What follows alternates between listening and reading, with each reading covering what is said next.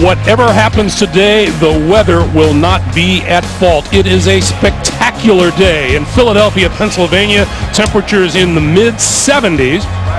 A light wind, and the forecast is for mostly sun. The Philadelphia Eagles have won the toss, and they will receive. John Harbaugh, once a member of this Philadelphia Eagles coaching staff, now in his 5th season as the Baltimore Ravens head coach, and he has already made his mark with the Ravens. Yes, he has, Greg. And Andy Reid on the other side for the Eagles. I suspect that they're winning the toss, and allowing his offense to go out on the field to start this game is just fine with him, because I think he would like to get Michael Vick back in a groove as quickly and as efficiently as possible after the debacle last week.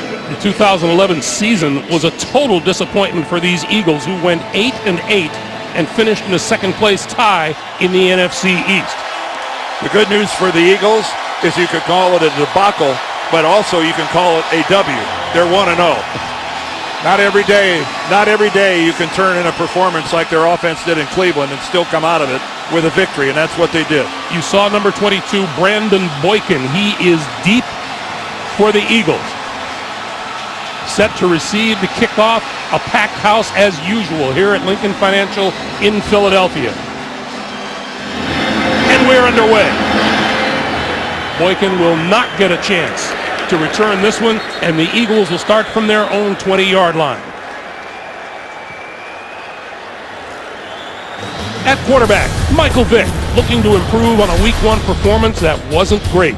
2 touchdowns, 4 interceptions. He threw the ball 56 times in the 1-point win over Cleveland, and you get the impression, Dan, Andy Reid would not like him to throw it that much today. Now Andy did say, now keep in mind, we ran nearly 90 offensive plays, so we were still in that basic 60-40 range past the run. Still way too many. LaShawn McCoy behind Vick on first down. Vick is going to throw it. With time, throws, wide open, across the 35, across the 40, his tight end, Brent Selleck, in a first down. Well, even though Michael Vick ended up on the ground at the end of that throw, credit his group up front for protecting him. Little play action to McCoy, and McCoy does a great job of picking up McLean coming in on the blitz, and that's what allowed Michael Vick time. And Baltimore dropped into such a deep zone that Brent Selleck has all sorts of room underneath. He couldn't have been more wide open. Out to the 43-yard line and a first down, and Vick out of the shotgun. Rolling to the near side, throws, and that's complete inside the 40-yard line, and another first down. This one to Deshaun Jackson. Well, if Andy Reid is nothing, he's not adventurous. When everyone thinks it's going to be LaShawn McCoy, the first 2 plays of the game, he puts it in the hands of Michael Vick. Again, Michael Vick ends up on the ground. He's passed it twice and ended up on the turf both times, but both of them were completions for nice gains. 23 yards on the first play, 17 on the second. It's first down at the Baltimore 40.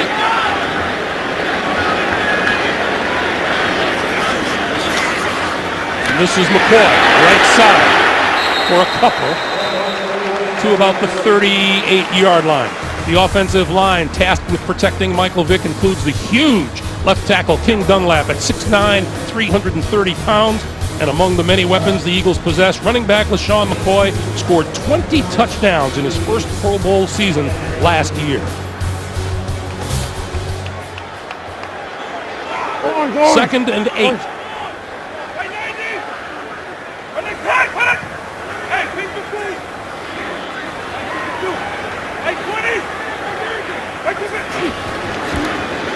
Vick, quick pass near side to Jackson.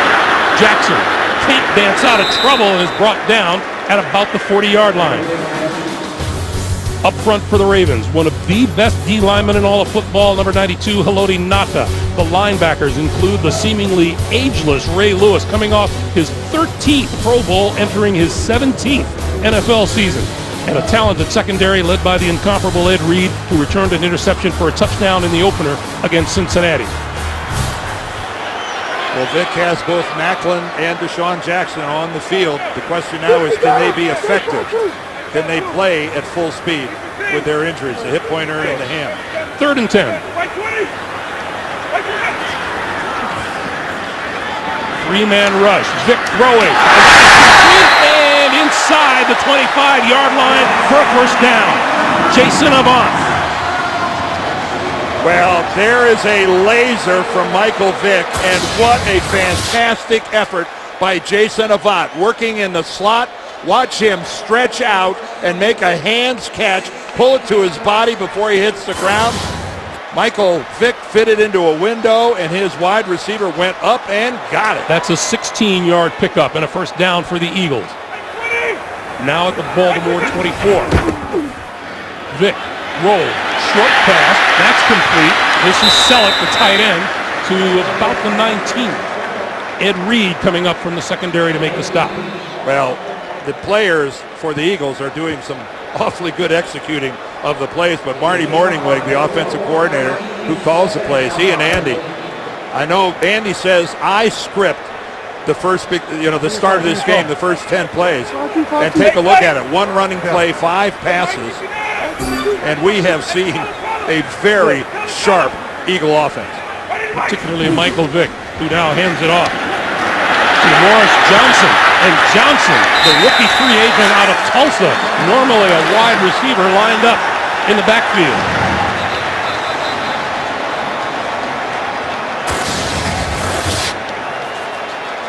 Again, DeMorris Johnson lined up as a running back. And again, talk about being creative. This is a small guy at 5'8", 170 pounds. There's Marty Morningweg. You don't look at him as being a guy carrying the ball from scrimmage as a running back. First down, Philadelphia at the Baltimore 13. To the up back, Stanley Havili. Back to the line of scrimmage and no more, maybe a half yard or so. Courtney Upshaw getting the start. An outside linebacker in place of Paul Gruger made the stop. Well, in a week where everyone has said, Andy Reid, it's going to be all LaShawn McCoy all the time. That's what he's got to throw at the Ravens. They've got to run the ball. McCoy has got 1 carry for 2 yards. Everyone else in the Eagles offense participated. Spread field on 2nd and 5. Vick running out of time, on the move. Turns the corner, throws. Intercepted in the end zone. Picked off by Bernard Pollard. Bernard Pollard with the diving interception to stop that drive. Michael Vick, as a left-hander, has always been more comfortable rolling out to his left. He did everything perfectly here, rolling out to his right. But as he attempts to throw the ball, instead of being able to lead his receiver, he underthrows it, and that is just, he doesn't realize where Harbor's going to be. Easy pick. Michael Vick threw 4 interceptions last week, and this initial drive by the Eagles ends in an interception by Bernard Pollard. On first down, Flacco throwing to the near side, way right side of the backfield, tripped up at the line of scrimmage. Let's go back to the pick. Well, when you look at it, again, Michael Vick did everything right. Right there, he had broken contain. He could have run for some positive yardage. He could have gotten to the sidelines. He could have thrown it away. He could have done a myriad of things. I think he saw Ray Lewis off to the left, did not anticipate Bernard Pollard coming from the right, being able to undercut Harbor as much as he did. These Eagles turned the ball over 5 times last week. Flacco, under pressure, lost the football, recovered at the 15-yard line by the Eagles. Cullen Jenkins on the ball for Philadelphia.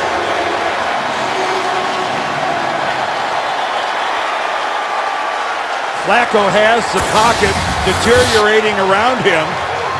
I think Trent Cole is going to come around from the backside. Yes, he does. He reaches in with his left hand and knocks the ball away. Watch the left of your screen. Right there, Trent Cole knocks the ball out of Flacco's hand just as Joe is starting to wind up. What a tremendous job by Trent Cole. Gets the corner on Michael Orr and slaps the ball away from Flacco. What a talk about it, giving his team a lift. Another opportunity for the Eagles. First down at the 15-yard line. McCoy breaks it to the right. No running room. Buried at the 15 by Albert McClellan. A great job of setting the edge by the Baltimore defense that time. McCoy wanted that corner, and it looked like a minute he was going to have it, but tremendous run support. It is so hard for a quarterback to anticipate that backside rush, especially Orr took Cole. He took his body. He took 90% of him all the way around the corner, but Trent Cole had just enough room to reach in and slap the ball away. 2nd and 10. This is McCoy. Cole on the left side, inside the 5, and we've got a penalty flag. Our first flag of the day, and our referee today is Robert Frazier. Holding. Offense. Number 65. 10-yard penalty in the previous spot. Still second down. That's the left tackle, King Dunlap. Well, and this was a problem for Andy Reid's club last week, too. King Dunlap, the big, giant left tackle. That's him, number 65, falling to the ground. And look at it, he's gotten Nada by the shoulder pad and drags him with him. No easy trick. Dragging Haloti Ngata anywhere is not easy. You know, this was a problem for the Eagles last week in that game with Cleveland. They had 4 holding calls in that game that put them in a lot of situations like this, either first and 20 or 2nd and 20. Tough to overcome. McCoy looking for running room. Doesn't have any. Stumbles down to the 25-yard line, and the Ravens defense stands tall. Again, the Ravens do a sensational job of setting that edge defensively. Arthur Jones and Ray Lewis both. Right there, McCoy wants the outside. Well, there was Ray Lewis looking him right in the face. Wise choice there by McCoy of going back to the inside. There was no future for you running towards Ray Lewis. 3rd and 20. So where? Vic needs the 5-yard line for a first down. To the 15, to the 10, inside the 10, Brent Selleck, and looks to be just short of the 5-yard line. Now Michael Vick again has to pick himself up and dust himself off. He held it to the last minute, which is what you have to do on a crossing pattern. Waiting for Selleck to come open, but a perfect pass right on his hands. Selleck looked it in. And Andy Reid looks like he's going to go for it here on 4th down. And again, there you Haloti Ngata puts a pretty good shot on Michael Vick. And Andy Reid wants a timeout to talk about this. Well, he might be giving Vick a timeout to gather himself a little bit after that hit. NFL on CBS is sponsored by Southwest Airlines. Find our fares online only at southwest.com. FedEx. FedEx does more than shipping. FedEx, solutions that matter. And by Ram Trucks. Guts, glory, Ram. Michael Vick went through a very physical game 1 last week, and his offensive line really isn't doing too many favors here, Dan. Well, this hurt. Remember, Michael Vick missed a lot of the preseason because of ribs. Now look at him, instinctively kind of grabbed at his midsection. That really hurt Michael Vick. 4th and 1. McCoy diving inside the 5-yard line and appears to have enough for the first down. Well, again, Bernard Pollard of the Ravens did a great job of getting upfield, turning it back to the inside, and luckily McCoy was able to pick up a push from his Eagles offensive line at that point. Again, it looked like he wanted to get around the corner. There's Pollard taking up Havili's block right there. But then there was a really good surge on the right side. Kelsey, Watkins, Harrimans, they got it done. Rookie Bryce Brown, 7th round draft choice, into the backfield behind Vick. 1st and goal, Eagles. Back over. Pick the team. White 20. White 20. This is Brown. To about the 3.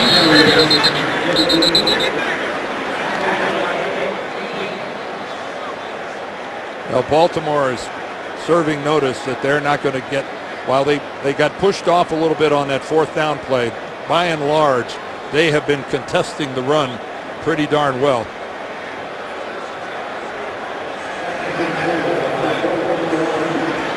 The Eagles have run the ball 7 times for a grand total of 13 yards. They have 14 offensive plays to Baltimore's 2. Vick, rolling, throwing, incomplete. Looked like he had his arm hit, and here's a late flag.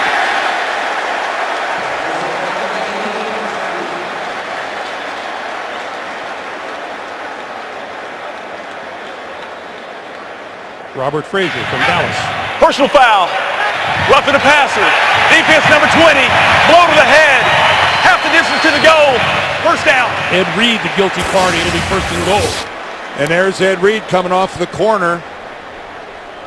And with his left hand, he hits Michael Vick right in the helmet. And Robert Frazier is standing right there looking at it. Now, you are allowed with your hands to make contact with the helmet, but if the official deems it to be a forcible blow, it's roughing the passer. And there was no question he hit Vick in the head. First and goal. McCoy straight ahead to the end zone for the touchdown.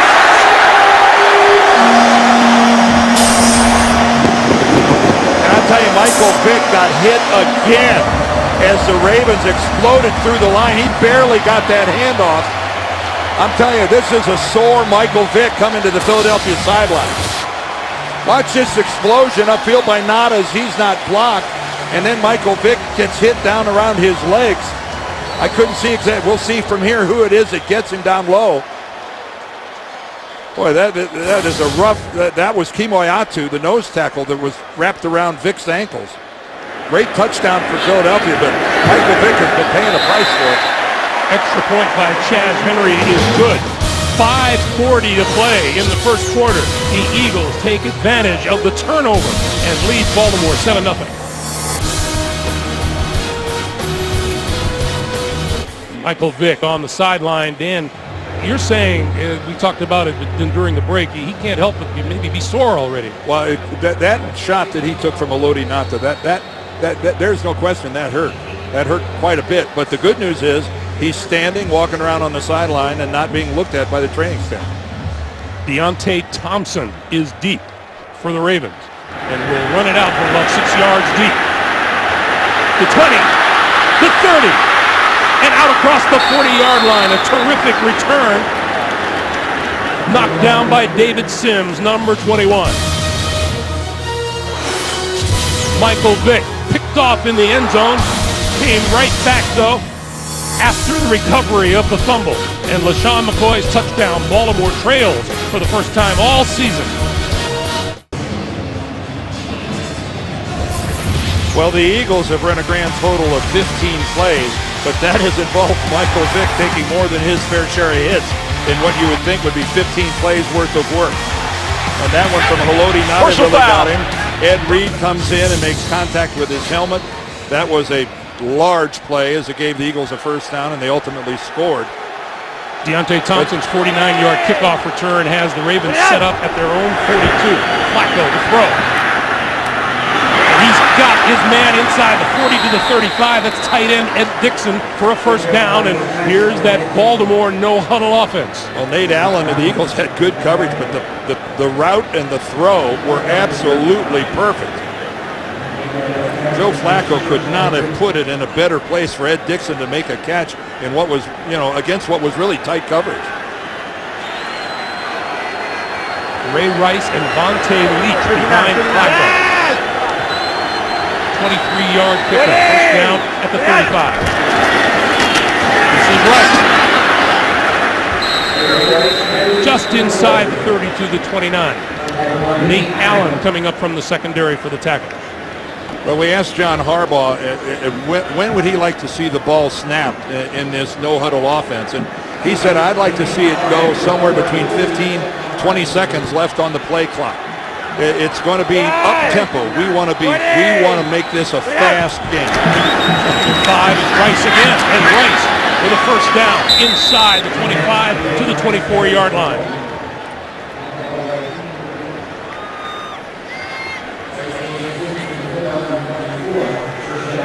Now the Philadelphia Eagles defensively, they love to rotate. They like to switch out their defensive linemen every 4 or 5 plays. Juan Castillo, the defensive coordinator, he loves to keep fresh guys on the field. Maybe tough to do. Flacco inside of the 20 to the 16-yard line. Dennis Pitta, who had 5 catches a week ago for 73 yards and a touchdown. See, when the Ravens get up to the ball like this, Cam Cameron's getting the play in a hurry to Joe, and of course Joe's got the liberty to move it around. The Eagles can't substitute. And if they try, Joe Flacco and the Ravens are ready to run a quick play. This is Rice again. To about the 12.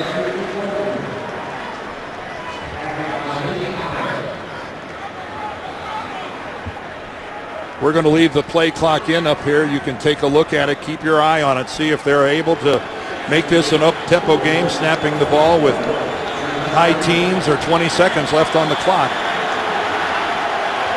Right now, Joe appears to be content with just not allowing them to substitute. Flacco this time from the shotgun. Over the middle, that's complete, and inside the 5 to the 4 is Anquan Boldin. And Boldin comes up shoving.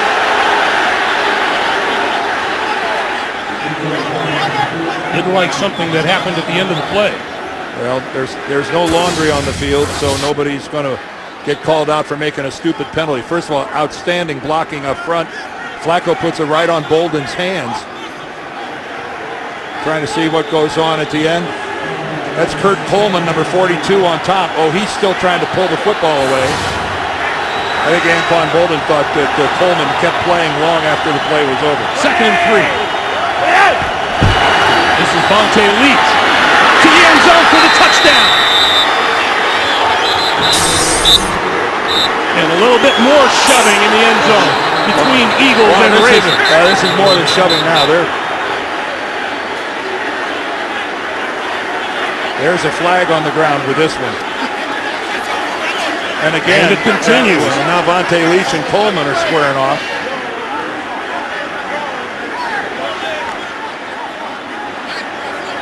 The bottom line is the Ravens into the end zone and are now looking to tie the game with the extra point.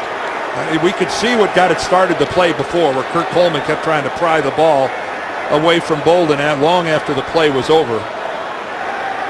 Robert Frazier, the referee, trying to sort this out.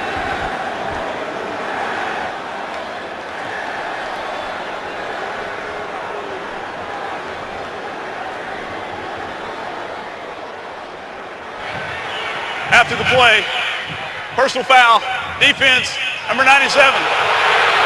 After personal foul, offense. Those penalties will offset. Score is good. Well, Cullen Jenkins is the defensive player called Philadelphia. An unnamed Baltimore Raven on the other side. Again, let's watch this touchdown. Vontae Leach, whose primary job is a blocker, enjoys some sensational blocking from his teammates. That was a total collapse on the right side. Great job of blocking by Semele, Yanda, Burke. Justin Tucker's extra point attempt is good. 2:08 to play here in the first quarter. The Ravens come right back for the tying touchdown. 7-7.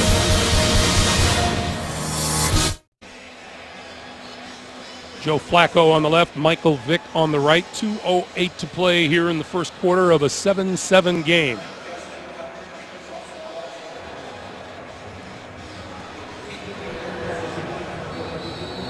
And to say that nerves are a little frayed at the outset here would be an understatement. Well, again, these are two physical football teams. They don't take to being shoved easily. Brandon Boykin will not run this one out of the end zone. Let's go back to that little fracas in the end zone. Wait till you see this block by Marshall Yanda, the right guard. He is right here, and this is Cullen Jenkins right here. Watch this block as he takes Jenkins. There's the 3, the 2, the 1, the goal line, the -4. They end up 5 yards in the end zone. Now Jenkins gets up. He's not happy about that. By the way, I wouldn't be happy about being blocked 8 yards off the line of scrimmage either. What a block by Marshall Yanda. So Vic and the Eagles from their own 20-yard line. And Bryce Brown starts this series in the backfield with Habili.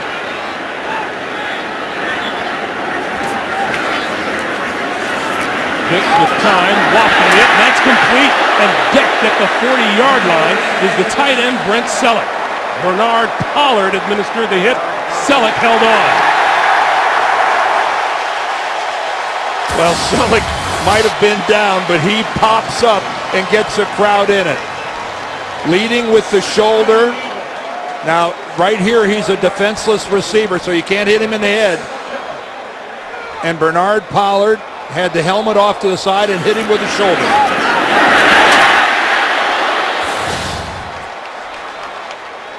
New set of downs. Bryce Brown, right side. To about the 44. Let's check in with JB and Dan Marino in New York. Hey, Greg, on any given play. Oh, yeah, Greg and Dan, Carson Palmer's got to love this. A little swing pass out to the flat. Mike Goodson, he takes his untouched 64 yards for a touchdown, tying the game in Miami, 7-7. Here's an old reference. Mike Goodson, Bill Todman. Back to Greg Gumbel and Dan Dierdorf. Thank you, guys. 3-yard pickup on the last play. Vic has a 2nd and 7, and the give is to Habili, who barely makes it back to the line of scrimmage. That swarming Baltimore defense. Well, and talk about a guy who's fit into that defense. Bernard Pollard, you know, they signed him last year, a free agent from Houston. Talk about finding a home with a bunch of guys who think just the way you do. Bernard Pollard is one of the hardest hitting safeties in football. Brent Selleck just found it out, but that didn't start today. Pollard's been doing it for years. Selleck 4 catches, 68 yards on the day. 3rd and 7 for Vic.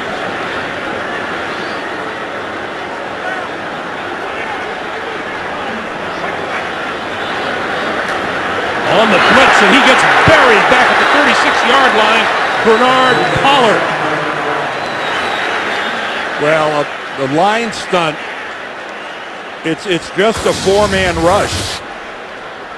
You know, when it's all said and done, there's only 4 people coming, but one of them is Bernard Pollard, and it completely surprises the offensive line, and Michael Vick pays for it. We've come to the end of the first quarter here in Philadelphia. The Eagles and the Ravens tied at 7. Looking at Bernard Pollard, who has just now gotten up off the ground. He's been pretty active today, shaken up on the last play. Well, he's right here, and he loops inside to run a really nice line stunt. See his loop right there, and then he's untouched, but it looked like the pile landed on him. Chaz Henry gets the kick away. Jacoby Jones from about his own 7-yard line up the near sideline and out of bounds at about the 25-yard line.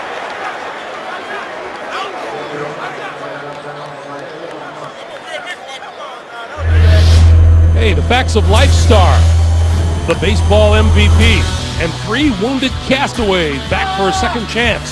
Survivor season premiere Wednesday, only CBS. I think Brent Selleck is still paying the price for that big hit from Bernard Pollard. He's getting worked on and stretched out by the Eagles training staff. From the 25-yard line, Flacco throwing out to Vontae Leach on the near sideline. Spins out of bounds just across the 30 at the 31. Well, Vontae Leach, for a guy who's nicknamed the road grader and anything else, you know, John Harbaugh, we couldn't run the eye until we got this guy here, is really getting a chance to show that he's a complete football player. You know, he only had 3 career carries before last year. The Ravens gave him a dozen.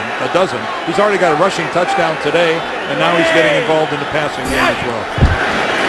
Short drop, Flacco throws the quick one across the 35 to the 37 or 38 to Dennis Pitta. Well, we know they're running the no huddle. Now it's just a question of tempo. And actually, Joe's going to, you know, this is more like the old muddle huddle where everybody just kind of stands around.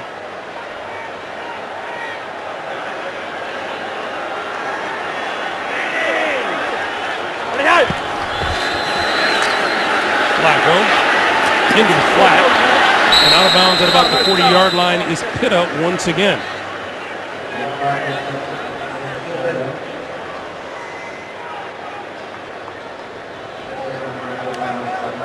The Eagles right now leaving the same defensive team on the field. Of course, that's just, they haven't run very many plays in this series. Where that really starts to become a problem is when you get to the 8th, 9th, 10th play of a drive. The Eagles, before they get to that point, will desperately want to substitute. On 2nd and 8, this is Rice, and Rice trying to squeeze through a hole on the left side, gets into about the 43, and here comes substitutions for the Eagles. And the Eagles, you can see how they've practiced it. They just sprinted off the sidelines while the Ravens players were even still down on the ground. So the Eagles now able to substitute, and Baltimore not pressing the issue as they go back to the huddle. And it's a 3rd and 4, and here comes the Philadelphia crowd.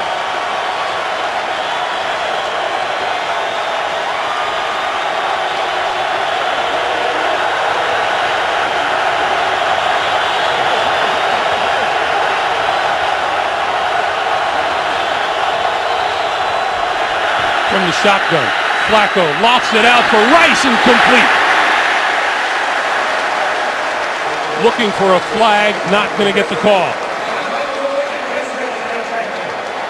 Well, Joe Flacco under pressure as he had an unblocked blitzer coming at him. And right there, Ray Rice, as he was attempting to go upfield, Michael Kendricks, the linebacker, didn't know where the football was. He elevated. And again, Joe Flacco and Ray Rice both asking for the flag. Sam Cook to punt it away. DeMaurice Johnson is back at his own 10-yard line. Fake right up the middle. And it's going to be short of the first down. It's going to be short. They needed the 47-yard line. They made it to the 45, carried by Sean Considine. And Considine appeared to stumble. I don't know if he tripped over his own teammate, but he caught his legs up, and I think that's what sent him to the ground. Welcome back to Philadelphia. Here's Sean Considine right here. He's going to take the direct snap, but watch him on his way in. He's going to trip over the feet of Hedebo, his own player. That would have easily, that was blocked well enough, that would have easily been enough yardage for the first down, except he tripped and stumbles over his own guy. Vick on first down, now on the move.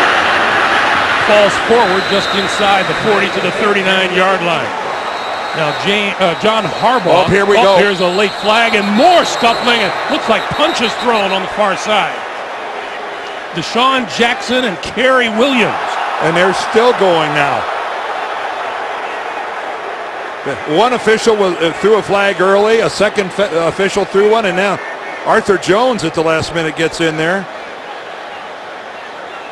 And Deshaun Jackson still going at it.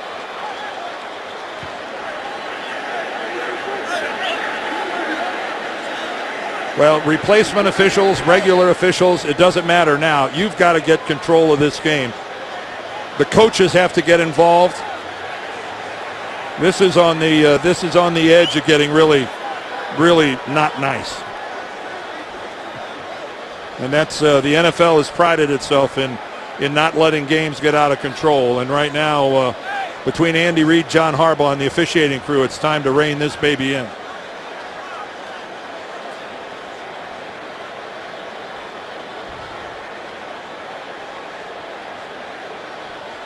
Here's Robert Frazier. There were 2 fouls in play. Personal foul. Defense, number 10. Personal foul. Offense. Those penalties will offset. It'll be second down.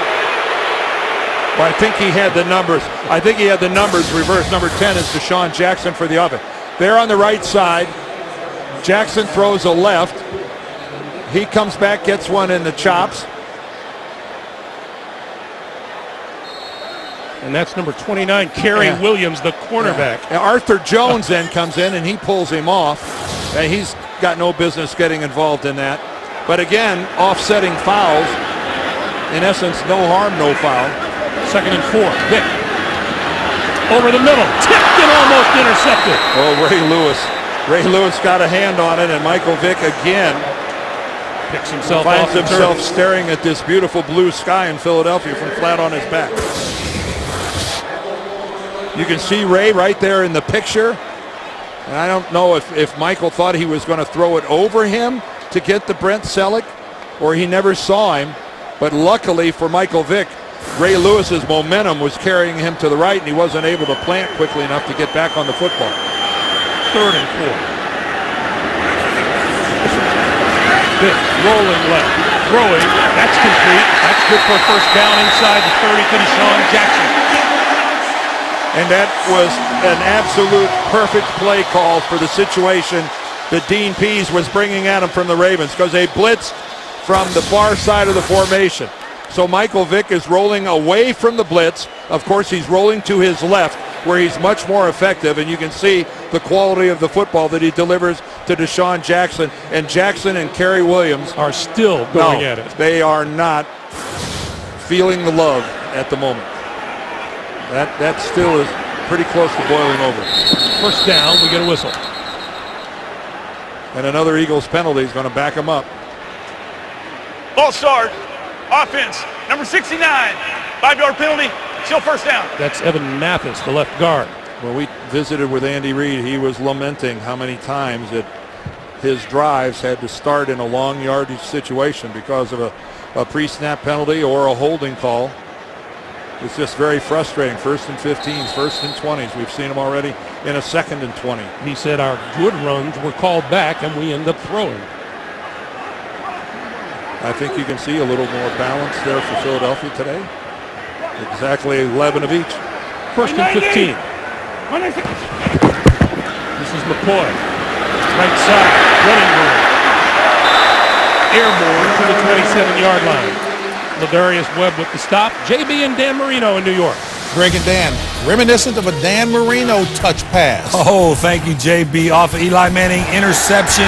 Josh Freeman, perfect pass to Vincent Jackson. 29 yards for a touchdown. 10-6, Tampa. You told me that, Danny, that's dropping it in the basket. In the basket. Back to Greg and Dan. All right, guys, thank you. 2nd and 8 for Vick. And the give is to McCoy. McCoy dancing his way toward the 20-yard line. And he'll be about a yard shy of a first down. It'll be 3rd and 1. Boy, LaShawn McCoy can make people miss. He has really got that ability. We were talking to Ray Rice about McCoy, and McCoy said, hey, we played him in college all the time, and, he wears number 25, and we used to say at Rutgers, looking at the Pitt film, it's Reggie Bush playing for Pitt. Same number, he said, the same kind of shiftiness. We told you Bernard Pollard was shaken up earlier. James Ahedibo is in the lineup for him now. On 3rd and short yardage, loose football, still loose on the ground. Covered by the Baltimore Ravens. Albert McClellan fell on the loose ball. Well, in this league, it's hard enough to hold on to the football when somebody's hitting you. That's what makes it all the more frustrating when you have it and you just don't put it away. And a botched handoff between Brown and Vick hands it to the Baltimore Ravens in a tight game. Any coach will tell you turnovers will kill you. The ball goes to the Ravens. First down at their own 30-yard line, and this is Ray Rice with running room. Rice breaks it up the middle. 40. Inside the 30 before he's hit from behind, and down at about the 27-yard line. Michael Kendricks, the rookie linebacker, caught him from behind. Well, how's this for some blocking at the point of attack? I'm sure this surprises Ray Rice, how easily he is open.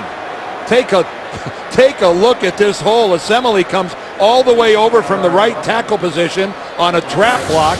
A great collapse at the point of attack by Orr and Harwood. 43-yard pickup. It never even looks that good in practice. Flacco to the throw down the near sideline. It's incomplete. It'll be 2nd and 10. Hey, watch Fantasy Football Today to get game time player news, inactive updates to help set your lineup, and chat with our experts live every Sunday, 11 a.m. Eastern on CBS Sports Network and at cbssports.com/live. Rice, after a breather, back into the lineup on 2nd and 10. And no attempt to be up-tempo here by Baltimore right now offensively.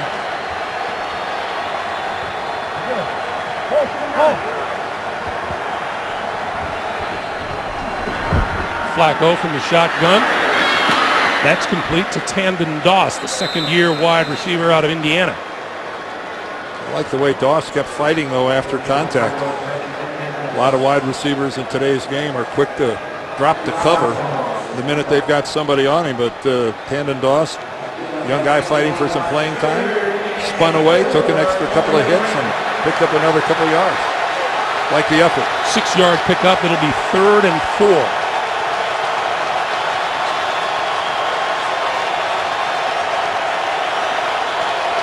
Play clock is down to 10. And they're going to get called for having 12 guys in the huddle.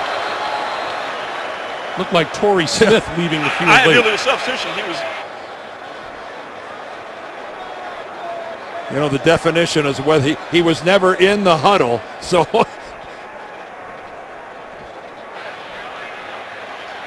Timeout, Baltimore, prior to the foul.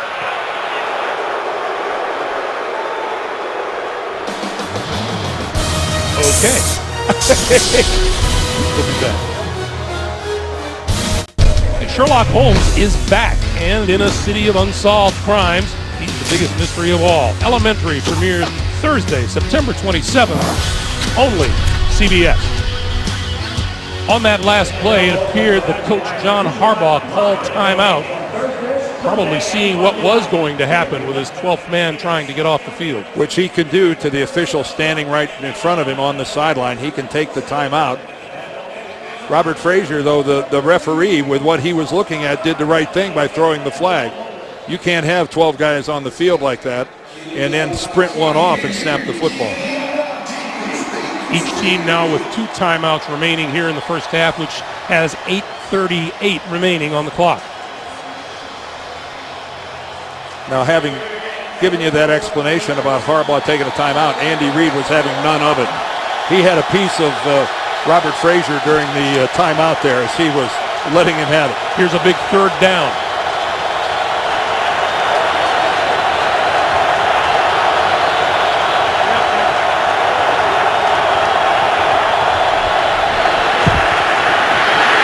Flacco throwing.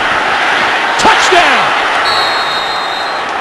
to Jacoby Jones, and what a beautiful throw from Joe Flacco. Well, beautiful is the right word. Joe Flacco knows that Philadelphia is sitting back in a single high safety, and that safety has no chance of getting involved in this play. And you see Asamoah initially good coverage, but that double move by Jacoby Jones. And once Jones has a step on Asamoah, there is no help coming from the middle. That is great recognition by Joe Flacco, a superb route run by Jacoby Jones, and then the throw itself, magnificent. Extra point is good. John Harbaugh told us last night Jacoby Jones has come to the Ravens and he has been better than advertised. 70 yards, 4 plays. Ravens lead 14-7. 70-yard drive culminating with the Flacco to Jacoby Jones touchdown. 14-7 Baltimore. Brandon Boykin in the end zone awaiting the Baltimore kick. And he'll get a chance to return this one.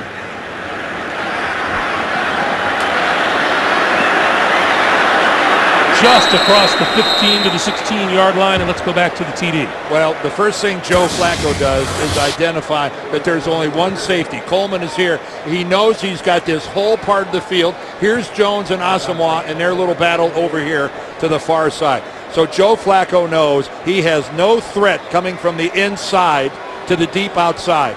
And Asamoah is left all alone. And this is a tremendous route by Jacoby Jones. And Asamoah, as you can see, just no contest in keeping up with Jacoby Jones on that double move.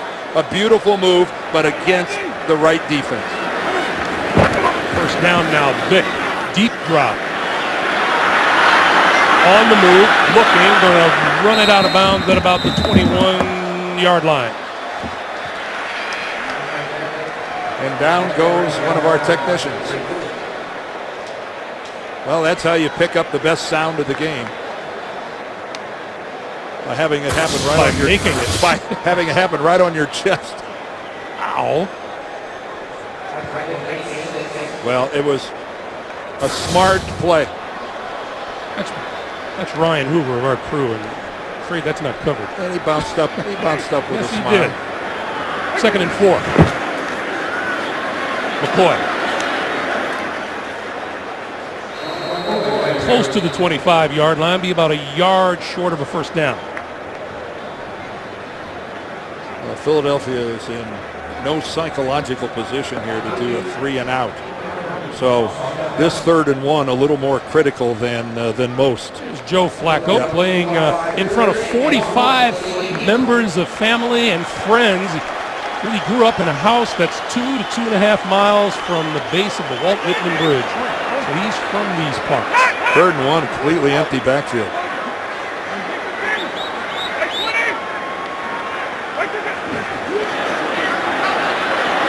Vick off the hands of McCoy.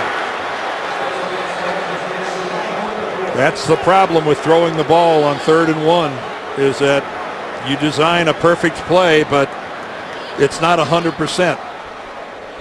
And LaShawn McCoy just not able to hold on to the football, and that's again, like I said, some 3 and outs are worse than others, with Baltimore having the offensive momentum that they've got going now. Great 3 and out by the Baltimore D. So Jacoby Jones back at his own 25-yard line. And Chaz Henry set to kick it away.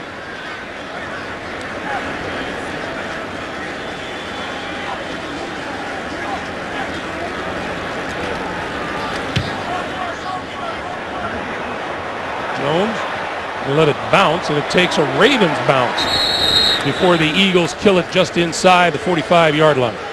Well, the score is 14-7 in favor of the Ravens, but we've seen some pretty chippy plays so far. Coleman and Vontae Leach, a little pushing, a little shoving, out of bounds. It continues. That's Jeremy Maclin as he goes at it. Again, that's Coleman and Anquan Bolden. And then Deshaun Jackson was involved. He gets yanked to the ground by Arthur Jones. And, you know, there was a fine line between a good shove and a small punch. And it was pretty close that some small punches were thrown. That's a good way to get out of the game. This is Bernard Pierce. Pierce to about the 48.5-yard line where Akeem Jordan makes the stop. And that, you know, that definition by an official who's watching between a good shove and a small punch is a big one, because in the NFL, throwing a punch, that's an ejection. That will get you a quick trip up the tunnel and a sizable FedEx from the league office. You never did that, did you? Yeah, so hopefully this is settled down. We haven't had anything in the last couple I'm minutes. sorry, you must have missed what I said. You No, never I heard did that, did you? I heard you.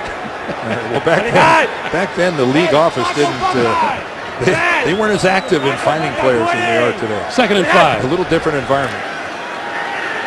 Rice across midfield to the 49-yard line. If these guys today saw some of the things that happened in football games 30, 40 years ago, they wouldn't believe it. You could get away with a lot of physical mayhem back then. It's a no-go today, and it's for a good reason. So now the Eagles' chance to make a defensive stand on 3rd and 2. We are under 6 minutes to play here in the first half. But the Ravens keep Ray Rice in the backfield.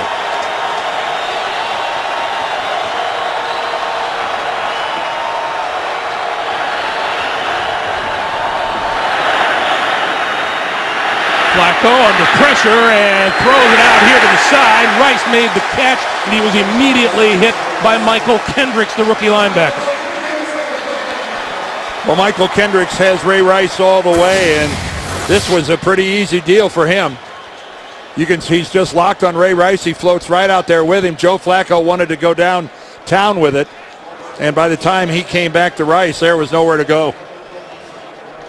Joe really was looking downfield. He was trying to work one of his deep patterns, and you got to give the Eagles secondary credit. They tightened it up. DeMorris Johnson back at his own 10 for the upcoming kick from Sam Cook. Oh, what a kick. What a floater. Bouncing inside the 5, and it's a touchback. So it'll come out to the 20-yard line. It is not too late to play NFL.com fantasy football. Sign up today for the official fantasy game of the NFL at NFL.com/fantasy. But you had to give credit to Baltimore's defense for forcing a quick 3 and out, and then right away the Eagles defense does exactly the same thing. So a couple of good back-to-back jobs by the teams in their respective defenses. You look at the passing and the rushing leaders and the receiving leaders today. Tight ends rule the roost so far here in the first half. On first down, LaShawn McCoy dodges a tackler out to the 25 to the 26-yard line. Pick up a low market at the 25. It'll be 2nd and 5. Boy, I tell you what, LaShawn McCoy, he has got some change of direction. There wasn't a whole lot there at the point of attack, and he's able to come up with 5 yards where the blocking at the point didn't deserve 5 yards. What a season he had last heck of an year. effort. 20 total touchdowns, 17 of them on the ground. And here's McCoy again. First down yardage up the sideline. 45. And down right there by Ed Reed. Well, we've got a Baltimore defender back on the ground at the 29-yard line.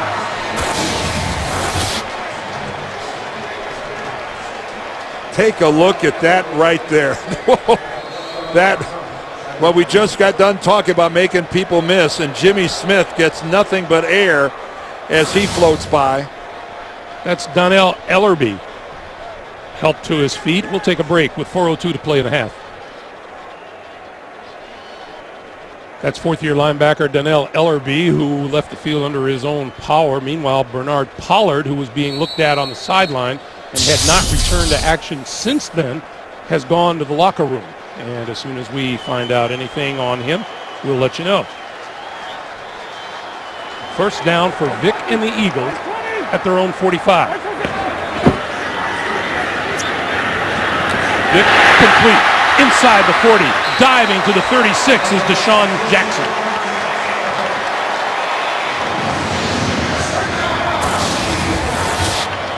Let's take a look at Ray Lewis work in the middle of the field. You know, he's lighter this year. He's covering a lot of ground, but you can see that Deshaun Jackson finds that nice little hole between the second and the third levels of the Baltimore's defense. Behind Lewis, in front of Ed Reed. Keep in mind, this Baltimore defense operating under a new defensive coordinator this year, Dean Pease. Last year's coordinator, Chuck Pagano, now the head coach of the Indianapolis Colts. Vic steps out of trouble, throws, wide open at the 20 is Selleck, to the 15, to the 10, inside the 10 to the 9-yard line. It'll be 1st and goal. Ed Reed dragged him down there. 28 yards on the pickup. And Brent Selleck getting his 5th catch of the day, and on a couple of them, he has been just utterly disregarded by the Ravens secondary. Now Michael Vick buys some time right here. Watch coming off the edge. Here comes the blitz by McClellan, but he steps up, buys some time. But look at that. Looking at that from the end zone, when Selleck caught the ball, there wasn't a Raven defender even in the screen. 1st and goal from the 9. This is McCoy. McCoy, loose ball. And it's picked up by the Ravens. And Michael Vick dragging Ray Lewis to the ground. Another Philadelphia turnover.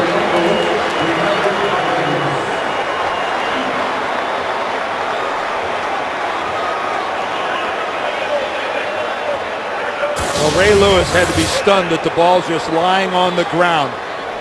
McCoy has it, but you can see the helmet from Ladarius Webb. Webb has done such a good job these last couple of years of forcing the edge. Watch him put a helmet right on the football. And he just goes right in there and dislodges McCoy from the ball, and Ray Lewis the only guy near the football when it ends up on the turf. But give a lot of credit to 21 Ladarius Webb. he has become one good cornerback in the NFL. LaShawn McCoy, who fumbled just once all last year, now coughs up his second this season already.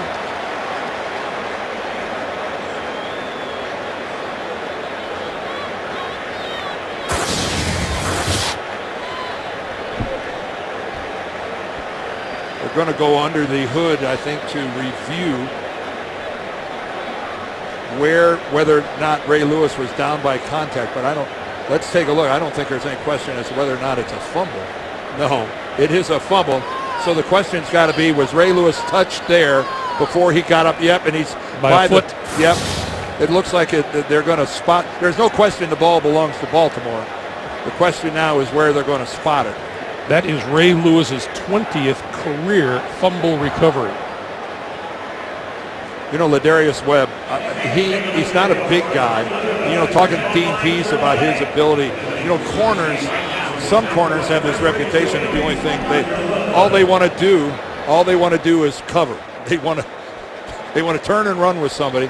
Not many corners are really eager to come up and stick their nose into a running back, and that's what Webb did that time with LaShawn McCoy. That's Dean Pease right there in the center of your screen. And the officials are under the hood trying to figure out just where to spot this football. And there's Michael Vick throwing his good friend Ray Lewis to the turf. Well, I think when you go back to exactly where Ray Lewis picks up the ball is where they're going to spot it, because I think he was touched right there. Right there, King Dunlap. Now, does touching a guy with the foot put you down? I believe it's down by, you're contacted by someone from the other team while you are on the ground.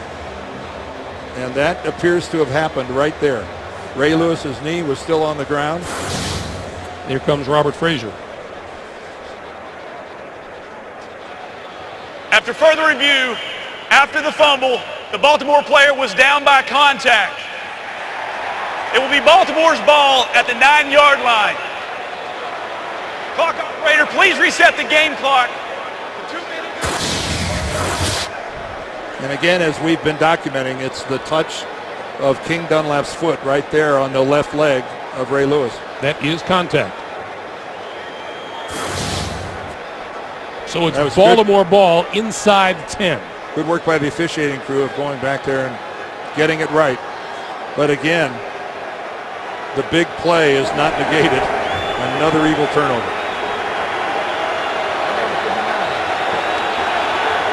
So with 2:34 to play here in the first half, Baltimore with the ball and a one-touchdown lead. Flacco going to throw. That's complete to Bolden on the outside. Torrey Smith, excuse me. And he's out of bounds at the 20-yard line. And that's Dominique Rodgers-Cromartie, the talented Eagle corner who's probably going to spend most of the day on 82, Torrey Smith, the biggest of the big play guys for the Ravens. Although Jacoby Jones is the guy with the best looking pattern of the day in the touchdown. Rice up the middle, big hole, 30, 35, first down, Baltimore. Man, you love to see offensive line blocking like that. Nobody likes it more than Ray Rice. That brings us to the 2-minute warning. 2 minutes to play here in Philadelphia. Baltimore on the move. They lead at 14-7. Coming up on the Verizon Halftime Report, JB, Dan Shannon, Boomer, and Coach Cowher will have the latest NFL scores and highlights on the Verizon Halftime Report. 2 minutes to play. Each team with 2 timeouts remaining. Flacco throwing this way and throws it out of bounds over the head of Dennis Pitta.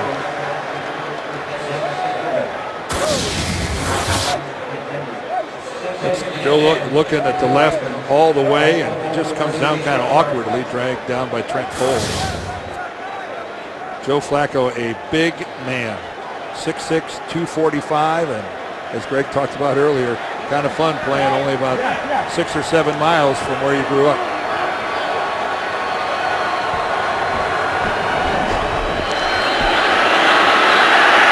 Flacco on the move, throws complete, and that really, shaking away from tacklers is Ray Rice, and Rice out to about the 39. Well, talk about making something out of nothing. That looked at first blush like it was going to be a loss for the Ravens. These Eagles surrendered a total of 210 yards to lead the league in defense after week 1. They've given up 177 already today here to Baltimore. 3rd and 7.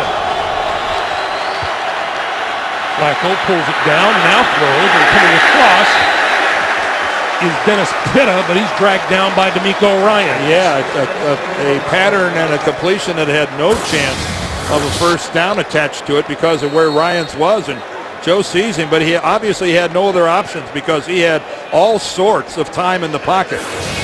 And Philadelphia uses a timeout here, their second of the first half, to stop the clock with minute 16 to play here in the first half. Well, right now, the Eagles have to be where they're going to get a chance to maybe get a field goal. Who knows what might happen the next 1 minute and 16 seconds. The reality for the Eagles is simply this.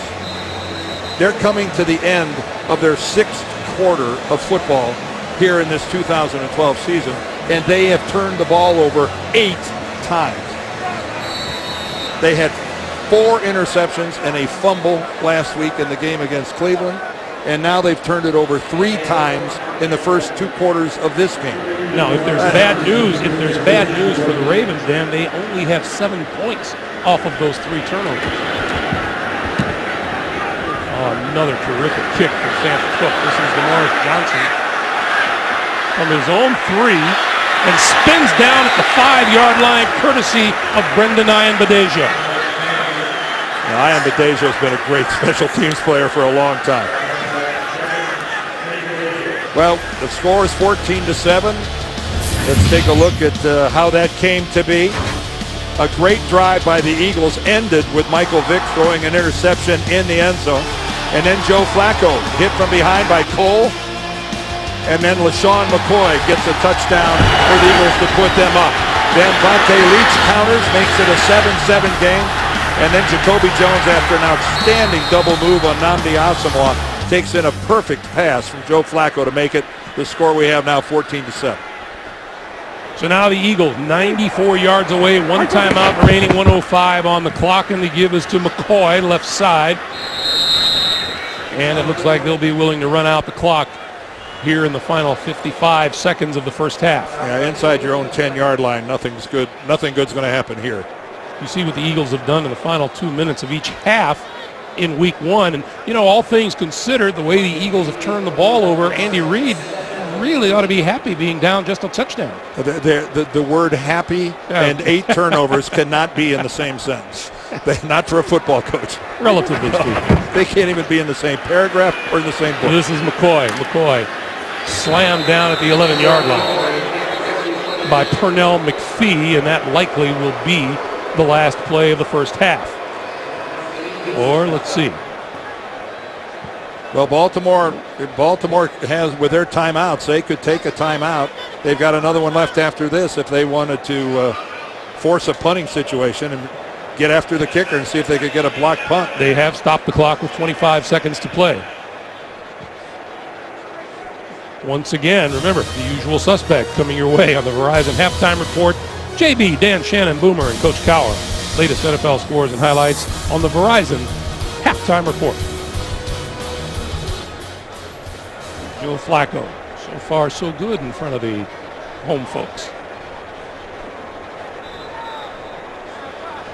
Wearing the patch paying tribute to Art Modell. Dan, you and I knew Art Modell a long time. I knew Art Modell for a long time, and a great man. And anyone who watches the NFL on television owes a debt of gratitude to Art Modell. 3rd and 4. And McCoy looking for running room. Tries to get a block from Vick, who go down at the 9-yard line. And the Ravens use their 3rd timeout to stop the clock with 18 seconds. So they'll get a chance at a punt return here. Well, a couple strategies here. You could get after the kicker, see if you could get a block and something great happen. Or you could, you get back there and you field the punt with 18 seconds left on the clock. If it's a horrible kick, if he shanks it or something like that, you might be able to attempt a long field goal. You had to like the special teams trick play that the Ravens came up with, and John Harbaugh, the former special teams coach, it was a here good in Philadelphia. It was a good call. They had the right defense that they were running it against. It's just when you practice that all week, you don't practice tripping. No, you didn't have Sean Considine tripping over James Ihedebo and falling down on his own.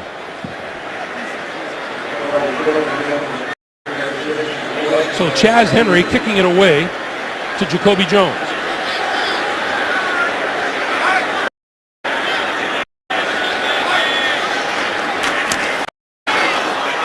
Low kick. Jones at a 48 and runs it out of bounds at about yard line. So 9 seconds on the clock.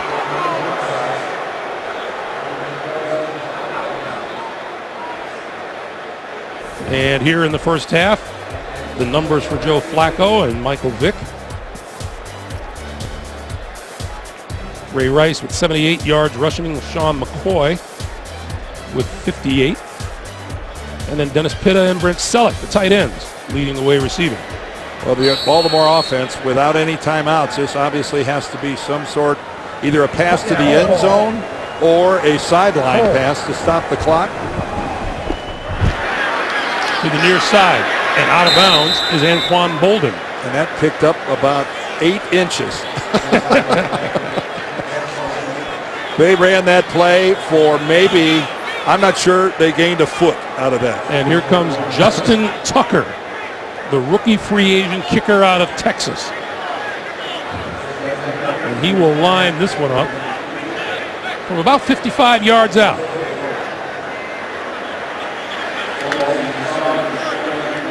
He'll make it 56 yards out. Well, the Rook is 3 for 3, so he's not.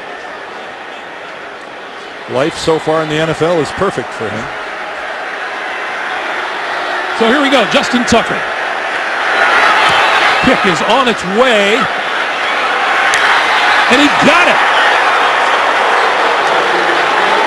So the Eagles' inability to pick up a first down and run out the clock cost them 3 points. His first career field goal attempt from 50 or more yards is a dandy.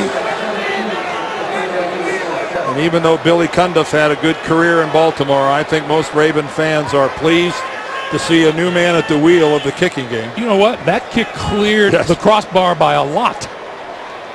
A lot. John Harbaugh says, thank you, Philadelphia. Thank you, defense, for getting them off the field. There's still 1 second left on the clock, so Baltimore's going to have to kick off. Anyone who wonders whether time management is important or not. Well, again, a lot of bad things happen sometimes when you need to pick up a first down and you can't do it.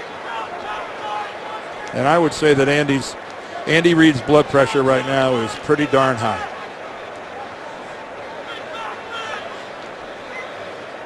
We are told that 56-yard field goal ties the longest field goal in Ravens history.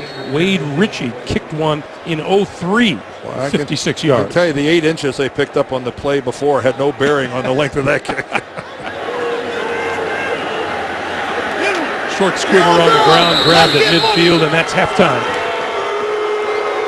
It was a half of turnovers for the Eagles, and it cost them. 17-7 Ravens. Back with the Verizon halftime report after this message and a word from your local station. This is the NFL on CBS, the home of Super Bowl 47.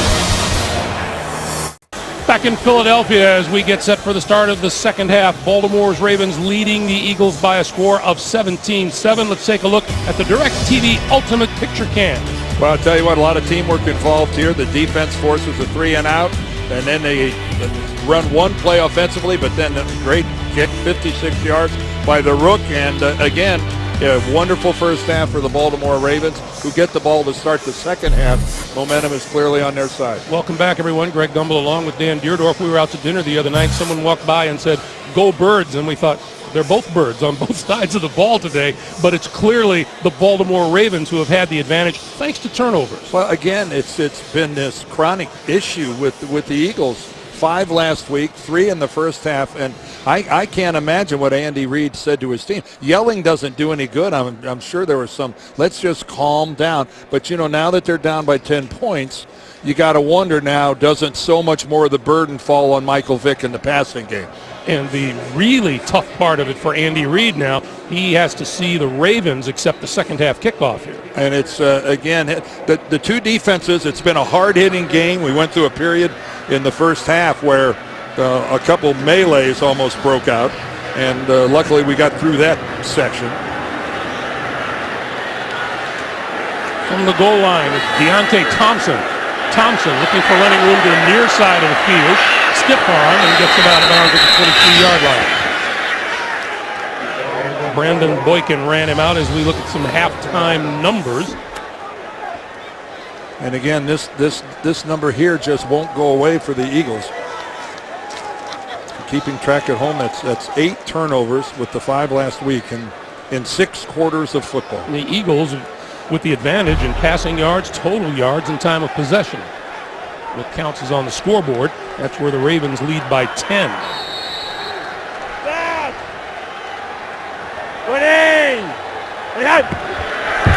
Flacco going to come out throwing. It popped in the air and falls incomplete.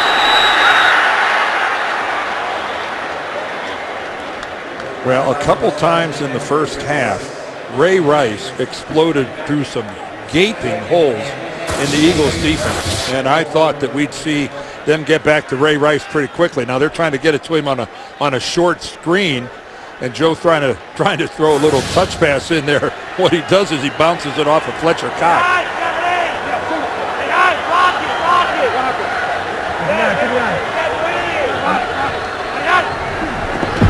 On 2nd and 10, Flacco throws outside. His man fell down. Dennis Pitta with first down yardage out to about the 38. Well, Akeem Jordan, the linebacker who had the coverage on Pitta, ends up flat on his back. Dixon and Pitta are such a formidable combo. But watch this. He runs right into him. Well, that's how he ends up flat on his back. But that contact was initiated by Jordan. Pitta's got a right to run his pattern, and Jordan ran right at him and ended up flat on his back. On first down from the 39. Flacco over the middle, and that one broken up by the rookie Michael Kendricks, who has been really active in this game. The 2nd-round draft pick out of Cal. Well, being broken up is about the best thing there that could have happened to Joe Flacco, because that could have been intercepted. Undercutting the route, and if that ball would have been just about a foot closer, that would have been an interception. Kendricks has been all over the place today. 2nd and 10.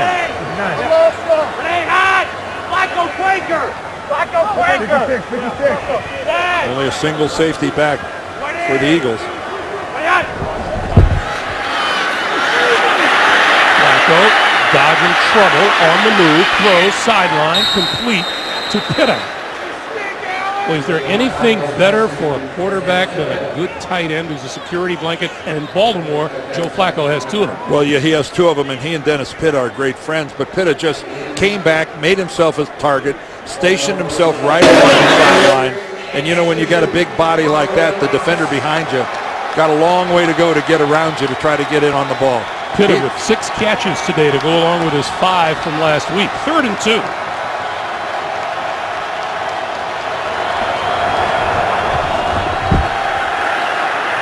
Flacco with time, going to throw over the middle, intercepted. Picked off by DeMeco Ryans. And Ryans is going to be whistled down at his own 44-yard line. Oh, now we've got another little fracas going on, and there goes a flag. And the fracas continues.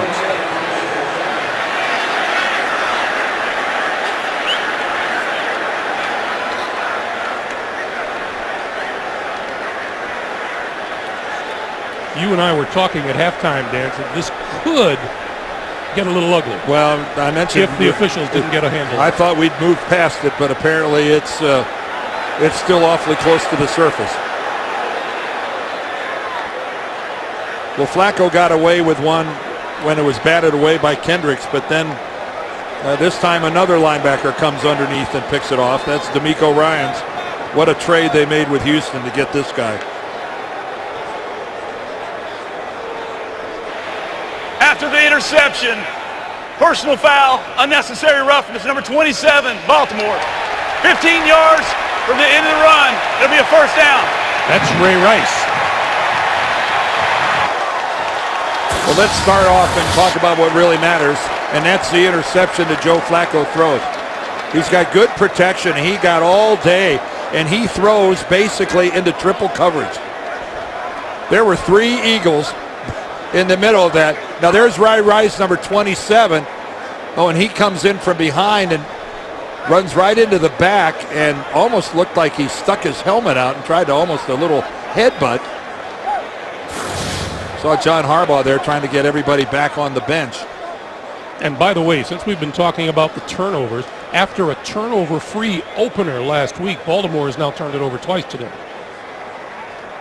Well, that was not a good decision by Joe Flacco. That was throwing into really maximum coverage. And now a conference on the far side of the field. John Harbaugh, an interested bystander. You see Robert Frazier talking to the NFL, the extra official on the sideline. He's in contact with the officiating booth upstairs. I'm assuming they're trying to figure out exactly where to spot the football. After you assess the 15-yard penalty on Ray Rice, you got to determine where did that penalty take place? Where was the ball down after Ryans? So they're trying to get this straight. So here comes Robert Frazier. We'll see if there's any changes to be made.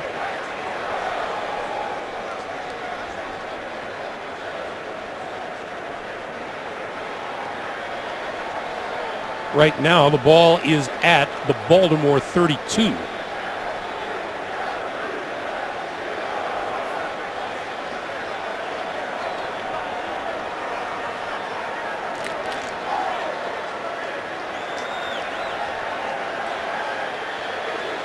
And now they're really confused. Here comes the NFL, the extra official out on the, and he's getting some help. He's getting the word from upstairs.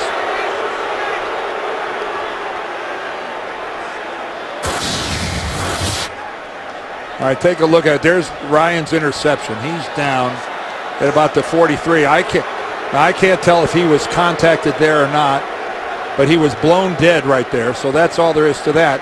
But then the Ray Rice penalty happened up about, it looked like, on the other 47. Well, they have moved the ball now to the 37. So that is where the Eagles will start. Although we're going to get another conference.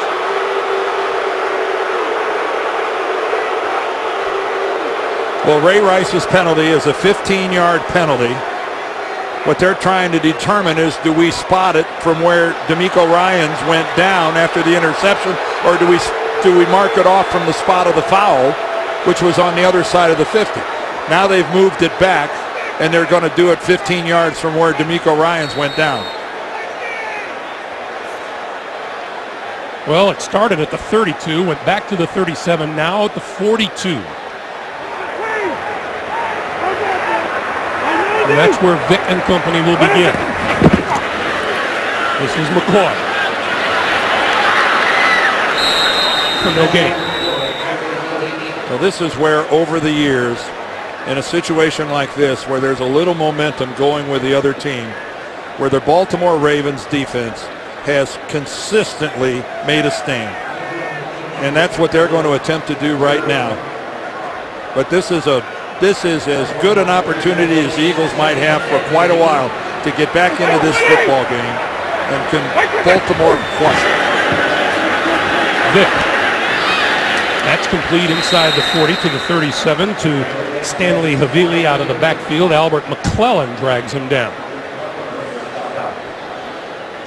And you've got now Philadelphia, the team going without a huddle. As Michael Vick gets his team up to the line of scrimmage and is calling everything out right there. Marty Mornhinweg, the offensive coordinator. As far as momentum is concerned, this is a big third down for the Eagles.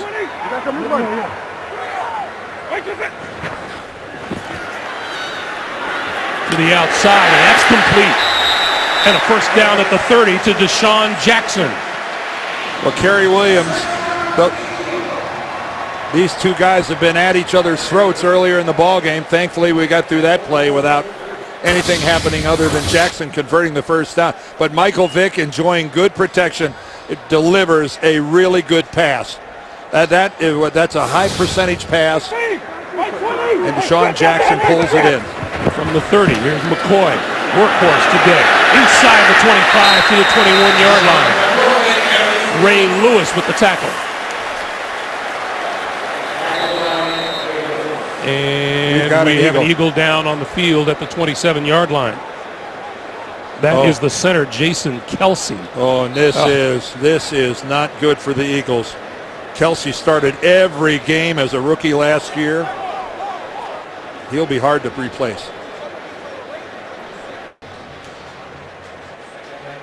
Jason Kelce is at the center of that group. There he is right there with the great beard. And the injury did not look good. We'll get back to that in a moment. Dallas Reynolds has replaced him, and Sean McCoy is knocked down by James Ahedibo. Let's go back to the injury to Kelce. Well, Kelce's number 62 there on the left of your screen. If you're a little squeamish, don't look at Ed Reed. In trying to tackle LaShawn McCoy, misses McCoy and collapses the right knee of Jason Kelce. And a knee wasn't meant to bend that much. No use speculating on what might happen, but that was gruesome. Dallas Reynolds, his replacement, is a first-year man out of BYU. Vick on the move. Throwing. Wide open in the end zone. Caught for a touchdown by Jackson. I think it's Jeremy Maclin. It's Jeremy Maclin, and somehow, Greg, how could he possibly be all by himself? He's the only player in the end zone. The Michael Vick rollout sucks up the entire Baltimore defense. His first catch of the day. Now replay's they're going to want to take a good look at this. Did he completely corral this football and control it? Yes, he does. Does he get possession? The knees down, and he's got good, solid control of the football. What a great play by Jeremy Maclin. And it was the threat of Michael Vick running that completely broke down the Ravens defense. John Harbaugh trying to figure out what went wrong. The Eagles are back in this game. We mentioned the Baltimore Ravens have turned the ball over twice, and the Eagles have turned those turnovers into 14 points. 17-14 Ravens. Deontay Thompson will not return this one, and the Ravens will start from their own 20-yard line. Let's go back to the touchdown. Well, Jeremy Maclin is split out to the left. He's up here at the top. This is Kerry Williams. Now here's Ed Reed. Watch Williams. He's going to let Maclin go, and he thinks he's got safety help over the top. Okay? But here comes Ed Reed coming up to defend Michael Vick running, and then the two of them can do nothing but turn and look over their shoulder. See, here's Ed Reed. Now he starts to drop, but now he's going to come up and play Michael Vick. And he and Kerry Williams both become spectators on Jeremy Maclin's touchdown. Yeah, that's what the running threat of Michael Vick will do to you. Yep, you're right. Flacco rolling, looking, throwing, and incomplete. Ed Dixon, his intended receiver. Flacco gets up off the turf at the 15. Well, he didn't exactly bounce up off the turf. Joe Flacco being chased here coming from behind. You can see that's Brandon Graham, the number 1 draft choice of a couple years ago. And he drags Flacco down, and Joe his ribs landed right on top of Graham. Flacco, one of his last 4 completions throwing. Bernard Pierce in the backfield. Flacco going to go down the far sideline, incomplete. Boy, there was a lot of contact there, wasn't there? Joe Flacco's going. Dominic Rogers Cromartie, he's locked up on Torrey Smith the way they've been all. Well, that's okay. How do you not call defensive holding? How do you not call defensive holding? He was pulling Torrey Smith's jersey off. Well, John Harbaugh was striding step for step with the officials, too. Wow. 3rd and 10. That's a bad miss. That's a bad miss. I'm not talking about Joe Flacco. I'm talking about the official. Eagles fans back into this game. The blitz, throw this side incomplete. Well, that delayed blitz from the Eagles didn't get there in time, and normally that spells trouble for a defense. But Flacco working the other side of the field. Luckily, the Eagles defenders had tight coverage on the other side of the field. So DeMaurice Johnson will drop back for the punt.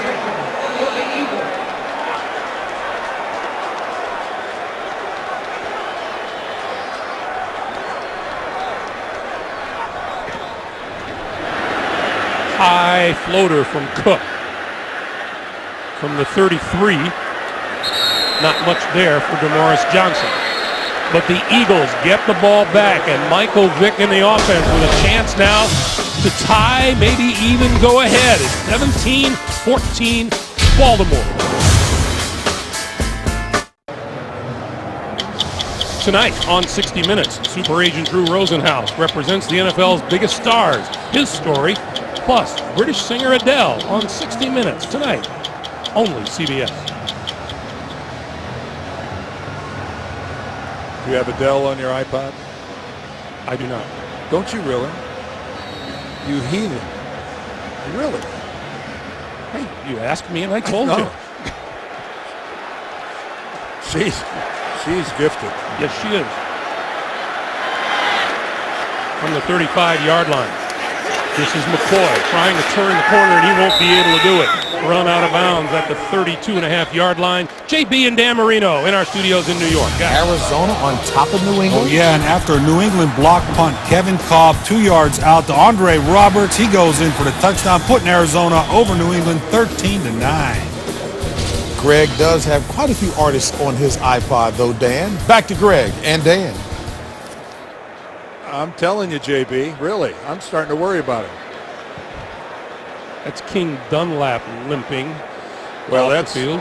King Dunlap, of course, as everyone who loves the Eagles knows, he's replacing Jason Peters, the all-pro left tackle who damaged his Achilles in the offseason. So they say he is on the road to recovery. They're being around the Eagles, I mean, they're actually making it sound like that he's got a real recovery coming. Looks like Demetrius Bell is going to be the next guy up, which now makes it Bell now becomes, in reality, the third left tackle for the Eagles, and we're only in the second game of the season. King Dunlap is a big guy. Listed at 6'9", Andy says, I think he's really 6'10". Second and 12. Demetrius Bell is set up in the backfield. He is so far up the nice field. Mike Vick, straight drop. All kinds of time. Throws out here to a wide open Brent Selleck. Selleck to midfield. Leaps over a tackler and out of bounds inside the 45-yard line.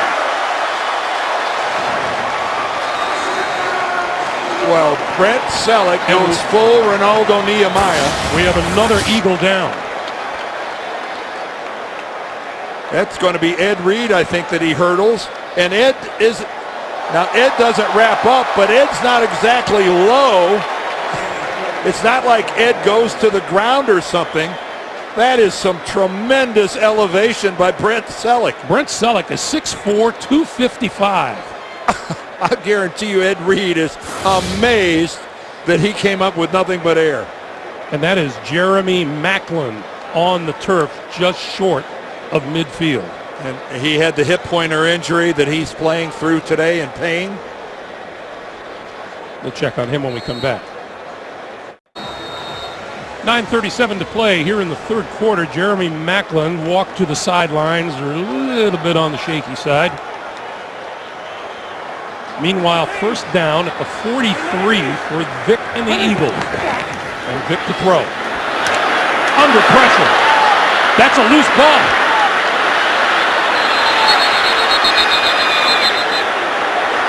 And now ruled incomplete.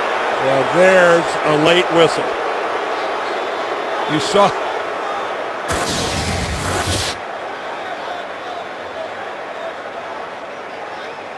That That's play, clearly a forward pass. that play is over. Oh, it hits, bounces off one of the players, but the second it touches the ground, it's over. That's a forward pass. That's Haloti Ngata coming in from behind, and it's Kemoeatu who gets the right hand on the ball. Now it does go ahead and bounce off a bell, but when it hits the ground, the whistle's got to start blowing. This is LaShawn McCoy to the 40. And that's going to set up a third and about 7.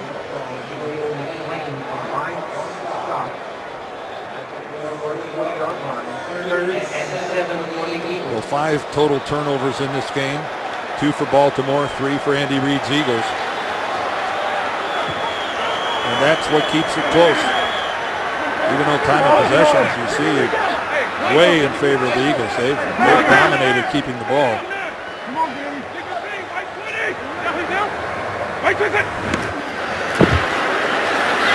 Vick pulls it down, now throws sideline, complete. And that'll be a first down at about the 27-yard line. DeMorris Johnson. Yeah, getting some production from the rookie from Tulsa. And again, Michael Vick enjoys some pretty good pass protection here. Anytime you can go ahead and take a full delivery and pull it back down and then go back up again. Well, there's the free agent working against the Ravens, the former number 1 pick last year, Jimmy Smith. But again, that was because of outstanding pass protection. Eagles, new set of downs at the Ravens 27. White 90. McCoy to the 22. No, but that's the kind of production you're looking for on first down. That makes all the play calling a lot easier when you get that kind of a surge and pick up a good 5 yards on first down. Any coordinator in the game will tell you on both sides of the ball, that's called winning first down.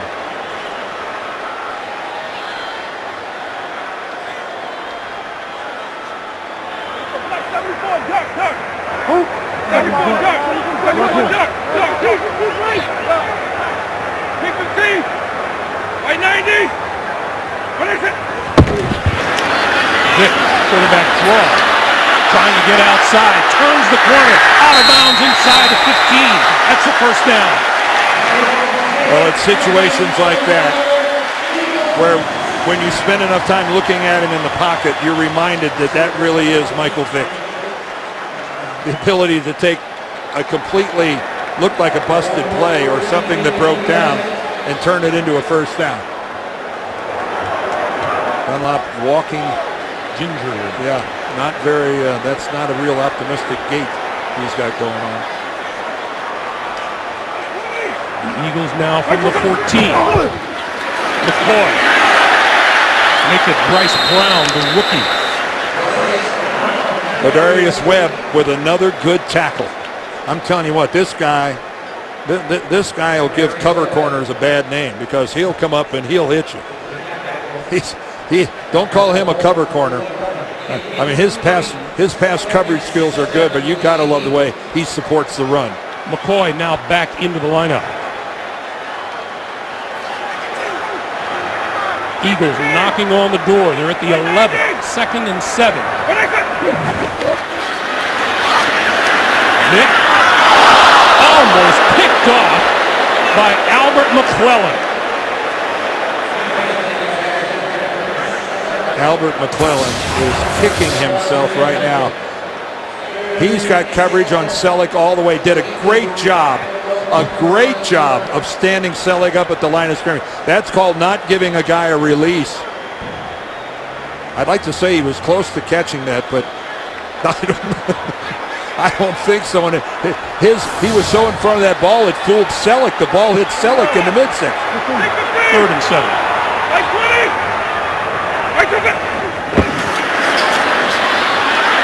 Vick passing up the middle, diving inside the 5, looking for a first down. Looks to be about a yard shy. Saw Ray Lewis pointing at the 5-yard line, saying that's where he went down. Right, he's still pleading. He's working the officials, and that's where they spot it, right at the 5-yard. Well, just the nose of it, just a little bit. Well, it keeps getting better. The players, of course, want to go for it.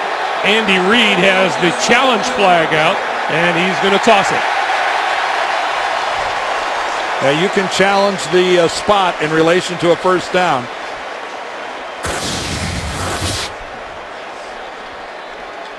You know, right now Baltimore is very conservative. They're not selling out on the pass rush. They're reading and reacting. Philadelphia is challenging the spot on the field. At first glance, that looks like a pretty good spot. Where is Michael Vick? Down by contact. You can't see the football. That's the only problem. The view is blocked. Yes. By Donnell Ellerby, number 59. He takes a couple bounces to end up where he ends up. This is going to give us maybe our best look. All right, the football looks like it's about halfway between the 5 and the 4-yard line. The spot is not that generous. The spot makes it closer to the 5-yard line. It looks to me like, I'm going to just shoot from the head. It looks to me like the ball should be maybe a foot closer to the goal line from where it is now. Let's look at it one more time and see where Michael Vick comes down, where his elbow and the ball, right there, they're on the ground. That looks to me to be about maybe just a smidge more than halfway between the 4.5-yard line. Yeah, that would be a fair spot. Either way, the Eagles do not appear to have enough for the first down. No, it looks like you had to get all the way to the 4 for it to be a first down. But I'd say you move it forward at least the length of a football and a half. Right now they're about the 4 3/4.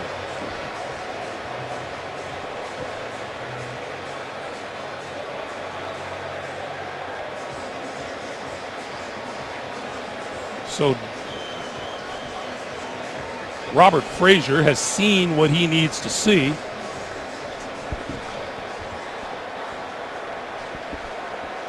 And now let's hear what he has to say. The ruling on the field is confirmed. The runner's forward progress was a 5-yard line. It will be a first down at the 5-yard line. Philadelphia is charged a team timeout. Well, they're not going to move the football at all. They're going to say that was an accurate spot at the 5-yard line. It sure looks like he's past the 5-yard line. Now, any way you look at it, he was not far enough where it was going to be a first down. Now, that is not a first down. This is fourth down. No, and the field goal unit is on the field. And even the most generous spot they would have gotten wouldn't have been a first down.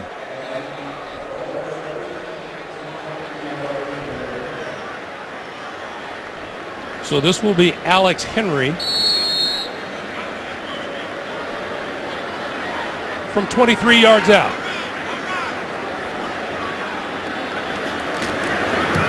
And this game is tied.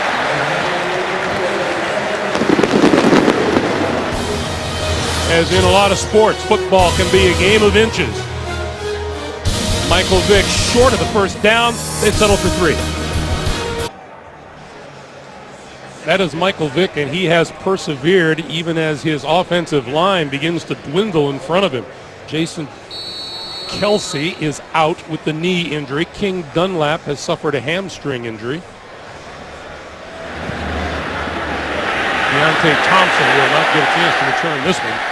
Well, and Greg, the point you made about the Eagles and their offensive line is simply this. They only dressed 7 offensive linemen today. They're now out.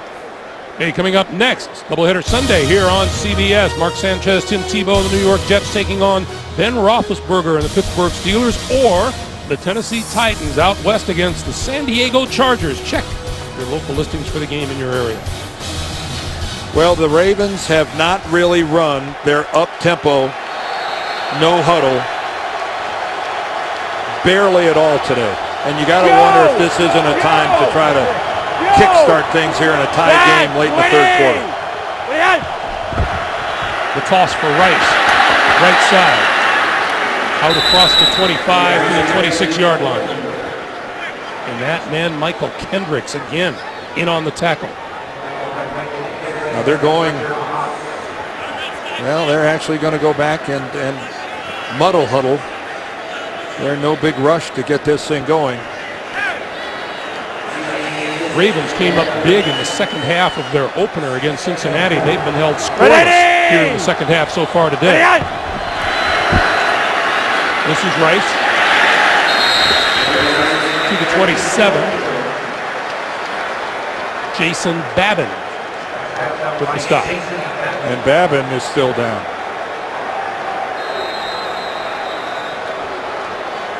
And we're going to get a timeout as they look at number 93.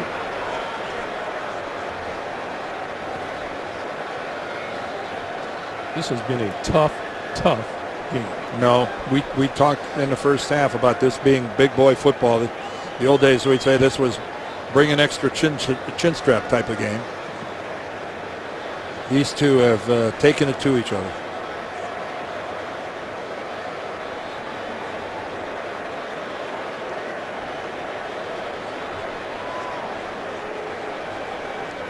You really wouldn't expect anything else. Coming from a John Harbaugh coach no. team or an Andy Reid coach team.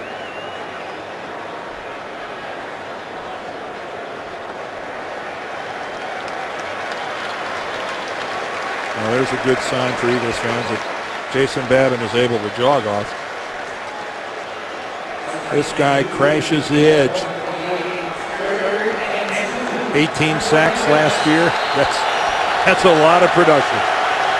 Philip Hunt goes in at defensive end for the Eagles to replace Babin. 3rd and 2. I guarantee you, Assembly, the right tackle, is pleased with that little change.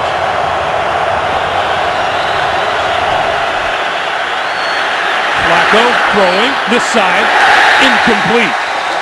Pass intended for Ed Dixon. Well covered by Nate Allen.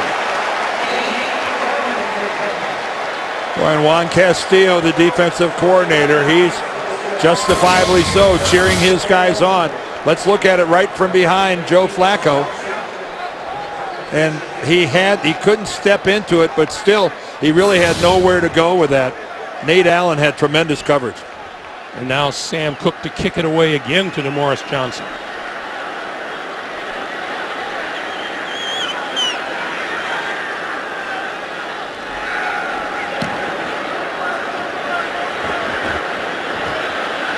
From the 20. Spun down at the 24-yard line.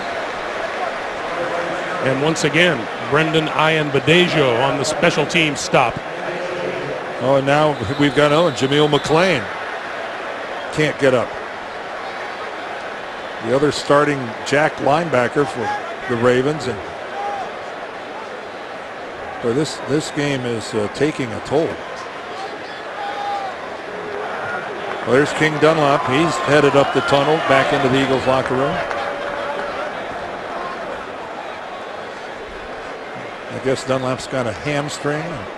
We're not sure if Jeremy Maclin re-injured the hip pointer problem that he came into this game with, that he suffered last week. And they continue to check out Jameel McClain, the 5th-year linebacker out of Syracuse.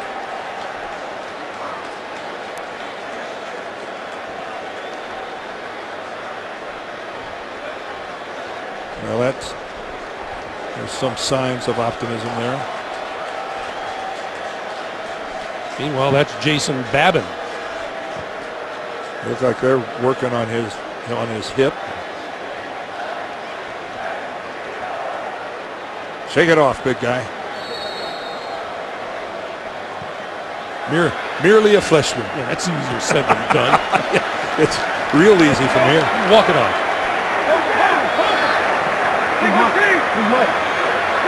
So here are the Eagles tied at 17 from their own 24. Here comes the blitz. And down goes Vick. Well, when you've got an offensive line that's got substitutions, throw some blitzes at them and throw the crossing blitz up the middle, which is the hardest thing for an offensive line to pick up. Ray Lewis crashes to the inside, then Ellerbe loops around to the outside. You've got a new center, you got a new left tackle, and that is the hardest blitz for an offensive line to pick up.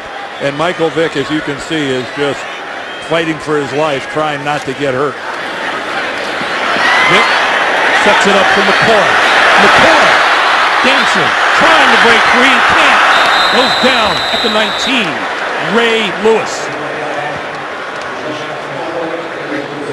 Well, good job by the Ravens defense with all the flow going the other direction with the screen to the left. When the play broke back to the right, there were still some people there willing to defend their side of the field.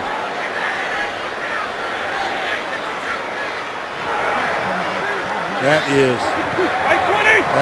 is a lot. That takes a big toll on a quarterback. With time this time. And to the near side to McCoy and out of bounds. Well, short of the 25. Sure, Baltimore just concedes that. That's no big deal. Go ahead and complete that pass. All that's going to do is bring your punting unit out on the field. We'll give it to you.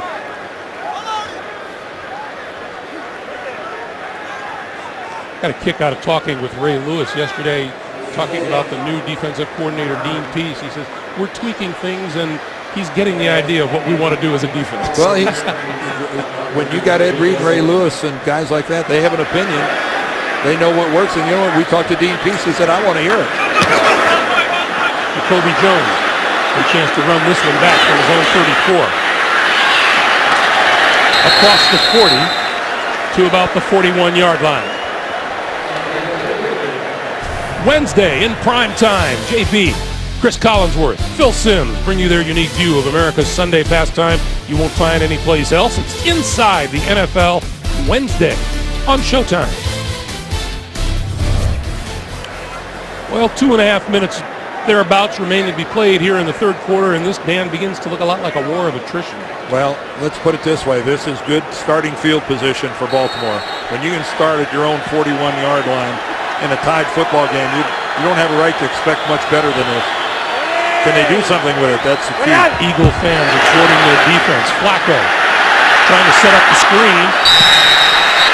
Joe just threw that away. Yep, saw it wasn't going to work and threw it at the feet of Ray Rice. 2nd and 10. Not only was the rush on Flacco quicker than they wanted, he saw Rice was covered. That screen was completely blown up by the Eagles defense. And by the way, in the second half here, the Ravens in 3 possessions, an interception, and 2 punts.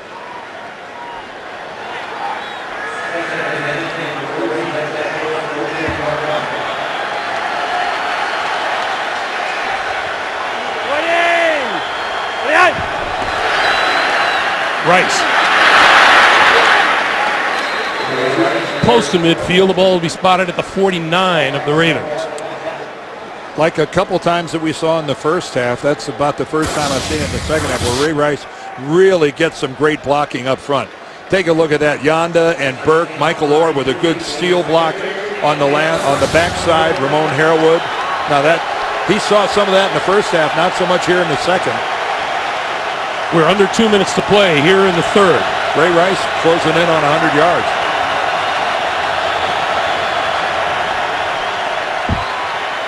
Flacco throwing this side, incomplete. Anquan Bolden well covered on the play. Well, Brandon Boykin, the rookie nickelback, that time all over Bolden.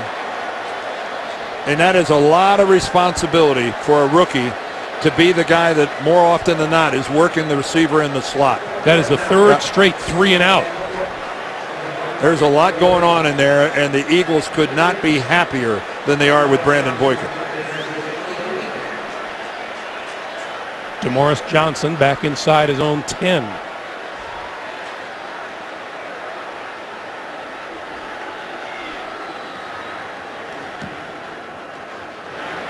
Cook. Fair catch is called for and made at the 9-yard line. Minute 36 to play here in the third quarter. Look at some numbers so far. Throwing the football, Vick up to 235 on the day. each quarterback, a touchdown and an interception on the afternoon. 95 yards rushing for Ray Rice, 65 from McCoy. And do the tight ends still rule the roost? They do. Well, the impressive thing for Ray Rice is 95 yards on 10 carries. He's knocking it off at 9.5 yards a carry. That's exceptional.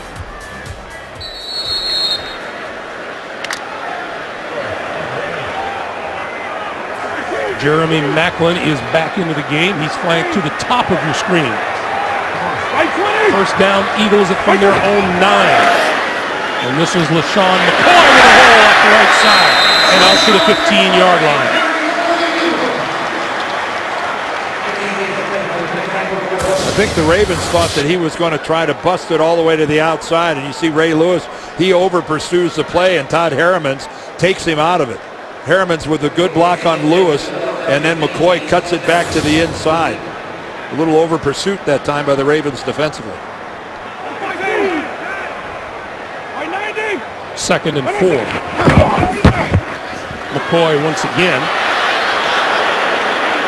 And to about the 16. Dan, we've always talked about the timing that an offensive line needs to work together.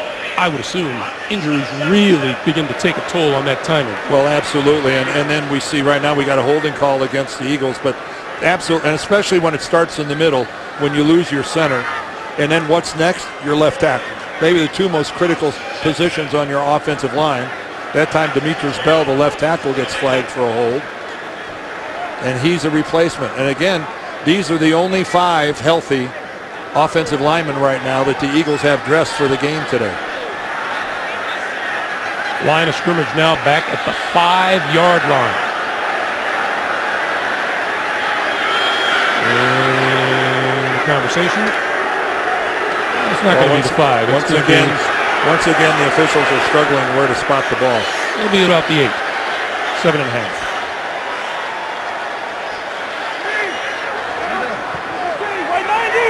So a 2nd and 11 for Vic.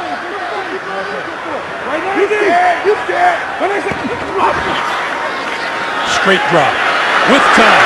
Gonna go deep. Down the near sideline. What a catch by Deshaun Jackson. And the last 4 steps that Deshaun Jackson took, he knew he was going to get buried by the safety coming across. He knows it, he sees it, but he catches it anyway. Ed Reed puts one on him. Jimmy Smith is underneath. Does he control this ball all the way down? Yes, he does. He's got it underneath his hands. I'm telling you what a tremendous play by Deshaun Jackson, because he knew that train was headed straight for him. 50 yards. Eagles' longest of the season. First down. And a whistle.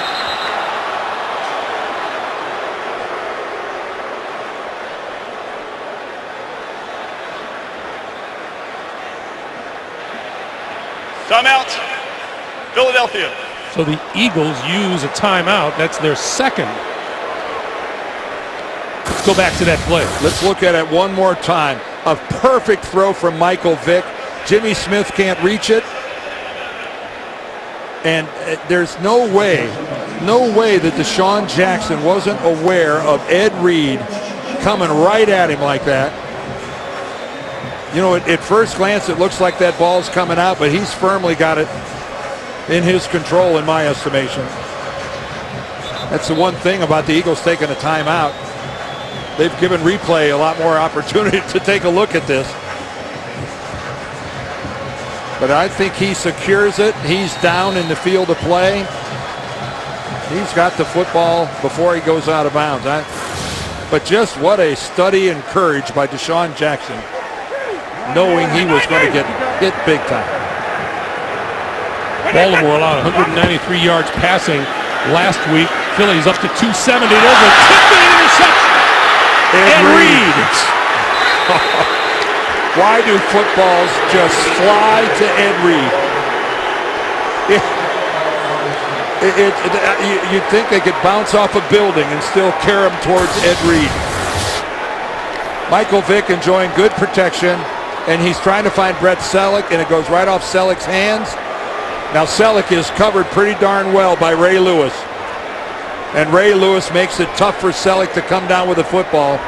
But once again, something the Baltimore fans have been watching for 11 years, the ball just magically goes right to Ed Reed. Career interception number 59 for Ed Reed.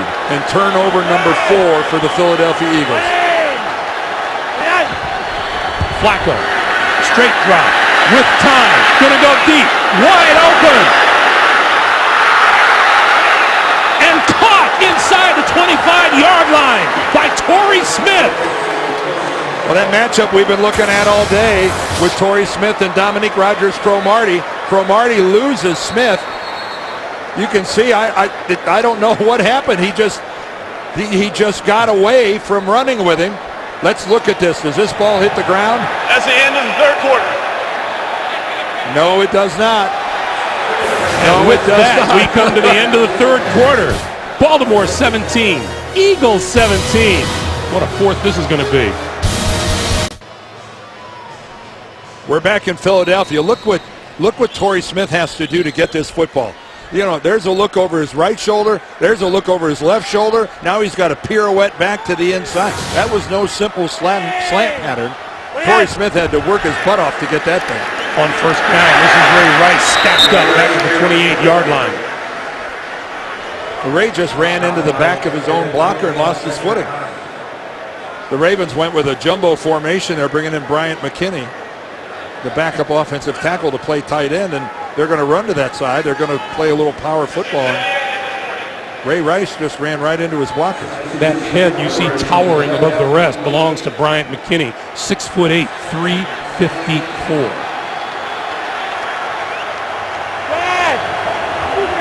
Second and 13. Flacco on the move. Penalty marker is down in the secondary, and that's incomplete. The Ravens stayed in the jumbo formation and ran away from it, kind of going against the tendency. You think you're going to run with the big guys in there. The Eagles had none of it, though. Cromartie is, he appears to be accepting responsibility. Illegal contact by the defense, number 23. A 5-yard penalty, automatic first down. Dominique Rodgers-Cromartie. All right, again, working on Torrey Smith. And you're allowed to ride him for 5 yards. That was closer to 25 yards. Maybe he thought 5 yards at a time. Well, you know what? I think these guys are going to play rough and tough in the secondary until the flags start flying. Well, other than the personal fouls that have been called, there haven't been many other kinds of fouls called. We've had a total of six. We've had a total of 6 penalties called in this game. We had a couple offsetting. Rice. And again, some shoving at the 20-yard line. Vontae Leach in there. Yeah, this is, and there's Coleman pulling Leach off the pile. I think the umpire is saying, mind your own business, stay out of there. Neil Hawkins is our umpire today, and he's a pretty good-sized guy. Kurt Coleman has been involved, to say the least, today. He's feisty. Remember Kurt Coleman, he got his helmet knocked off last week. Collision with Trent Richardson. Second and 7. To the 21. You know, I watched the tape of that. In his own defense, the helmet was half off by the time he made contact with Richard. It was on the verge of falling off anyway. But it made for some highlight. Fletcher Cox, the Eagles' #1 draft pick this year. You always like to see your #1 out on the field. Baltimore 1 out of 8 on third down today. And the Philly defense has been good on third down this season. 3rd and 8.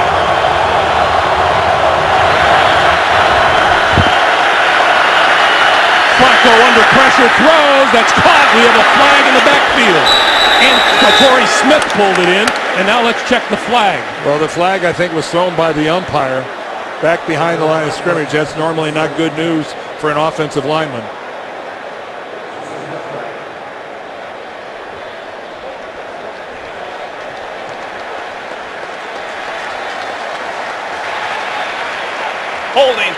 by the offense. Number 77, 10-yard penalty, still third down. That's the veteran center, Matt Burke.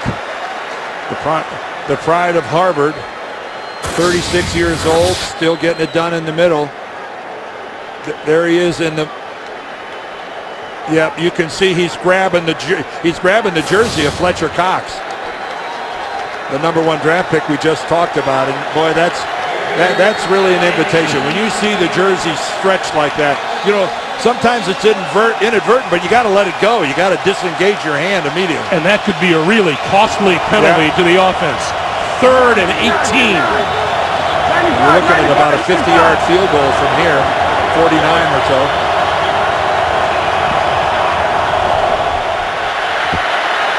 Flacco going to go for it all to the end zone. It is incomplete.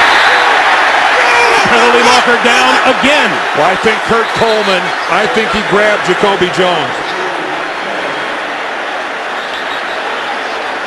This is going to be a roughing the passer call against the Eagles. Well, look at, well, I'm sorry, it was Asamoah, not Coleman. But that, apparently, there's a flag inside the 10. Well, and there's Joe Flacco getting hit low. That's Jason Babin. It was Asamoah who did the grab down around the 10-yard line.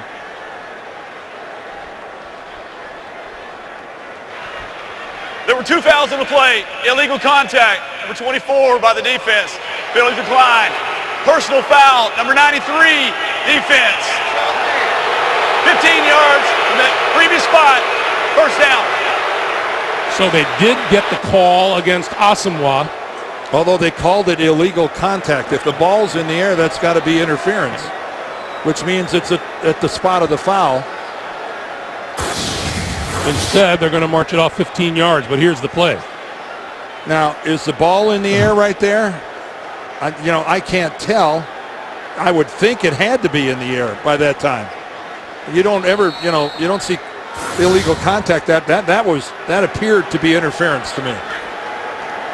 The line of scrimmage is now the 16-yard line. Only the Ravens' second red zone trip of the day. First down. Rice diving to the 15. DeMeco Ryans with the tackle. I know DeMeco Ryans here in Philadelphia was taking some grief from Eagles fans during the preseason that maybe he wasn't worth the trade. But folks, I've been covering this guy ever since he came into the league from Alabama. He is the real deal, not just in production on the field, in the locker room, from a leadership standpoint. DeMeco Ryans makes any team better. Defensive coordinator Juan Castillo couldn't be happier to have it. 2nd and 9. Flacco under pressure, throwing. Incomplete, just overthrew Dennis Pitta. Oh, and Flacco's on the deck. And he had Pitta too. Pitta had a step on Nate Allen. Joe, under duress, just couldn't deliver the ball where he wanted it. You can see he couldn't step into it. He's falling backwards. He's getting hit by Landry. Yeah, you got to give Derek Landry the credit there. Joe Flacco, if Flacco could have stepped into that, if he could have at least planted his feet, chances are that would have been a touchdown pass. 3rd and 9.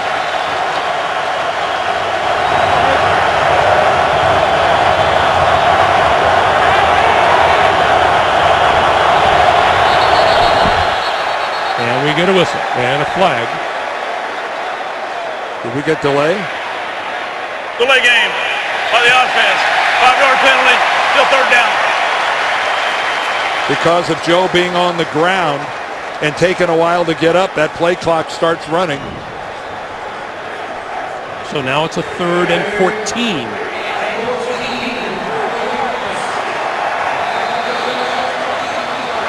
We want to see a couple guys in track stances. Take a look at Jason Babin and Trent Cole. Flacco just 3 out of 13 throwing here in the second half. They're going to look like Usain Bolt getting ready to go. Flacco on the move, getting chased down at the 33-yard line by DeMeco Ryans.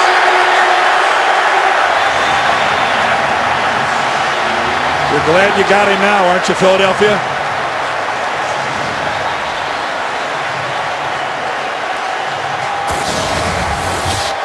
The blitz gets picked up pretty good in the middle, but then Ray Rice is not able to hold out D'Amico Ryans.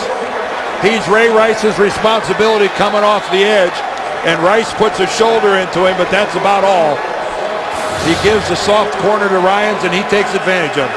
Justin Tucker, who was good from 56 yards earlier in the game, from 51 yards out for the lead. On its way. And perfect. 11:28 to play in the fourth. Baltimore by 3. Justin Tucker, a 56-yard field goal earlier, and now a 51-yarder for the Ravens to go up 20-17 with just under 11 and a half to play here in the fourth quarter. His Ravens career starts out with him being 5 for 5 on field goals so far. That's not bad. 2 of them over 50. Pretty decent start. Brandon Boykin is deep. This one will bounce. Boykin at the goal line. Boykin shifting across the 25 and knocked back to the 25 by Sean Considine. And onto the field comes Vic and the offense. And for another update, JB and Dan in New York. Giants have battled back, Dan. Oh, no doubt Eli Manning steps up in the pocket there. He's looking for Victor Cruz down the sidelines, wide open. Great throw and catch. He goes 80 yards for the score, and they also convert to 2-point conversion. Tie the game, 27-27. 6:48 left in regulation. Greg and Dan. Well, Giant fans would not take too kindly to losing that game. Vic over the middle, across the 40-yard line and complete to Jason Avant. Jason Avant has come up with a couple good plays for the Eagles today. Michael Vick again double clutches, and in a ball that's kind of low and behind him, Avant does a good job of sliding down and making the catch. And once again, Michael Vick hits it pretty hard. McCoy, lots of running room right up the middle. Across midfield to the 45 of the Ravens. Well, you can always tell when you got a good backside seal on the run game when a running back can cut into a hole like that. And that's just a breakdown and an over pursuit by the Ravens defense. I mean, Ray Lewis had over pursued to play, and then Arthur Jones on the backside was at least 5 yards away. McCoy coming this way, goes the other way. And down at the 42. We have two of the quicker backs in the NFL in this game. Well, we really do, but LaShawn McCoy is the one so far that's been making the most people miss. I mean, his change of direction, his ability to reverse field in a short period of time is pretty special. The Eagles up to 411 total yards today after tallying 456 last week. Penalty marker down. That'll be holding again. Vic trying to avoid. He got rid of it. Well, just as he went to the ground. Michael Vick, you can't get your body contorted like you're going to get. Man. Broken in half. Really? You got people hanging on your legs and I know, God love you for trying to make a play. 59. 10-yard penalty.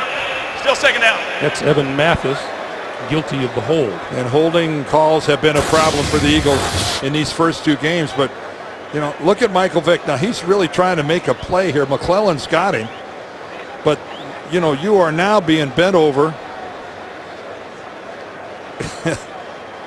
Well, when you're a great athlete, you feel like you can make a play until every inch of you is on the ground.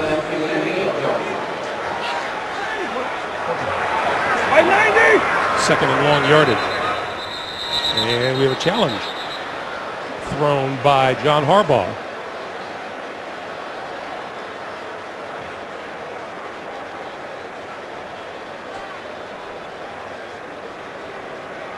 And Robert Frazier is going to go check it out with Coach Harbaugh.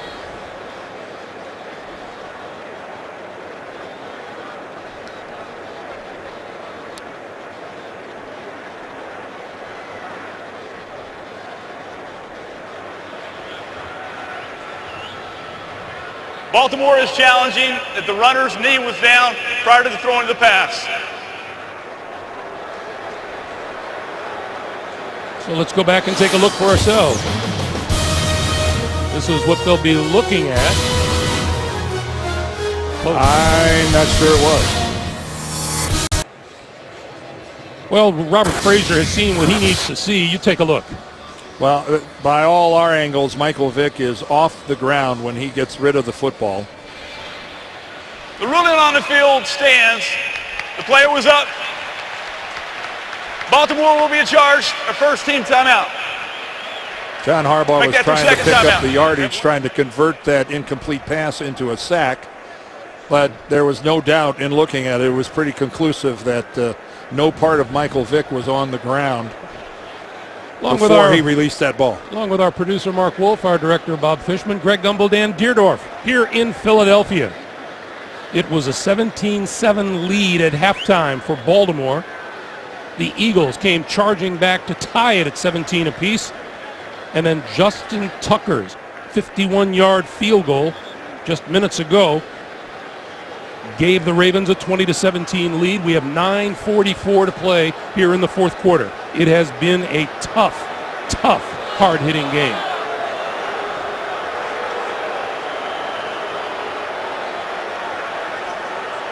And now the officials again, a delay in putting the ball in play. Again, they're trying to figure out, I'm assuming exactly where the spot was. On the previous play, the sticks should tell them.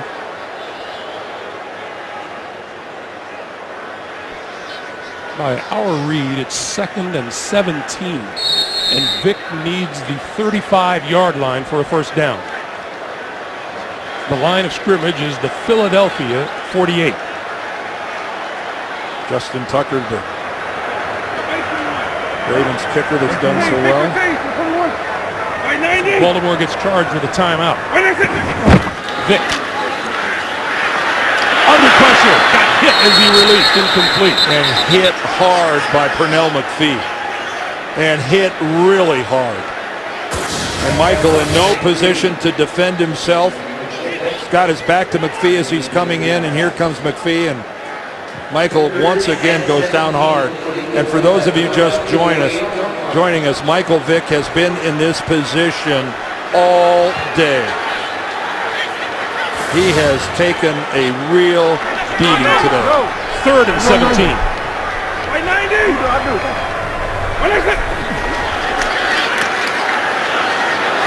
Vick, far side of the field, incomplete. Intended for Deshaun Jackson, and Jimmy Smith was covered.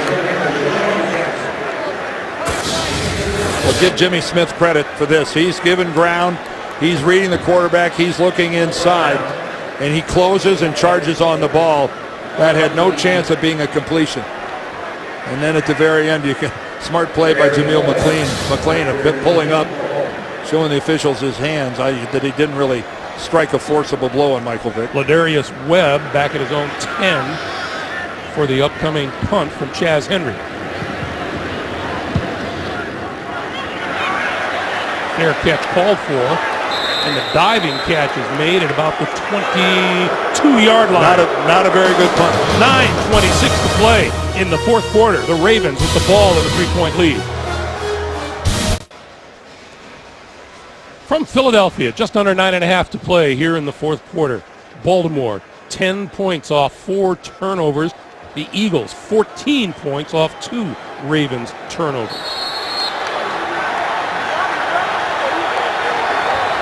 And Joe Flacco, one of his last 9 passes complete. That one for 40 yards. From the 22. Flacco to throw. Plenty of time. Down the middle of the field. Incomplete. Torrey Smith with defenders on each side of him. Yeah, really. I think Joe intentionally threw that so deep. Cromartie and Coleman were just side by side with Torrey Smith. I mean, that's an interception waiting to happen if Joe doesn't throw this ball as far as he does. That would have been a miracle completion to Torrey Smith. you got to think that's a semi-throwaway from Joe Flacco. 2nd and 10. Hey, watch the middle. Yeah, middle.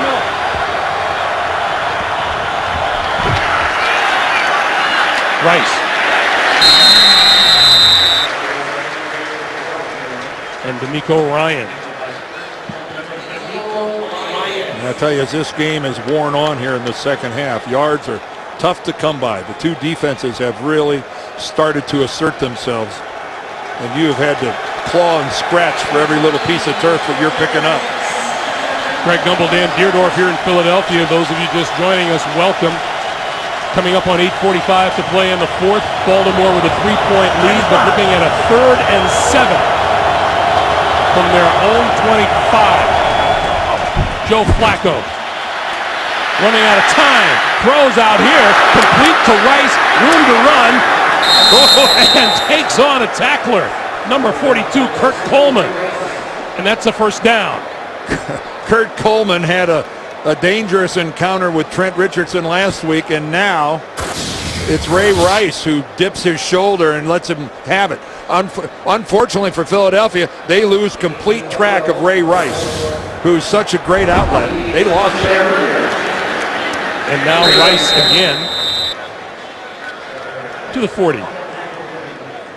Also, if you're just joining us, this game has been chippy, to say the least. We've had a few. Well, we had some offsetting personal fouls in the first half. A couple instances where it was very close to boiling over to the point where punches were going to start flying. We thought it was over for a while, and then it flared back up in the third quarter.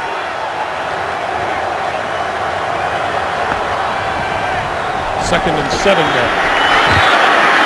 Flacco throwing, incomplete and close to being intercepted.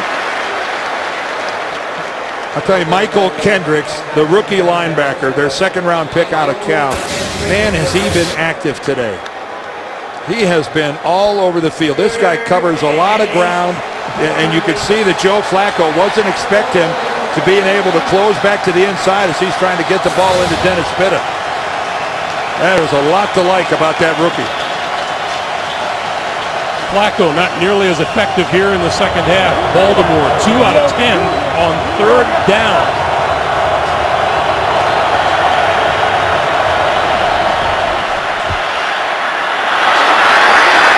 Three for 11.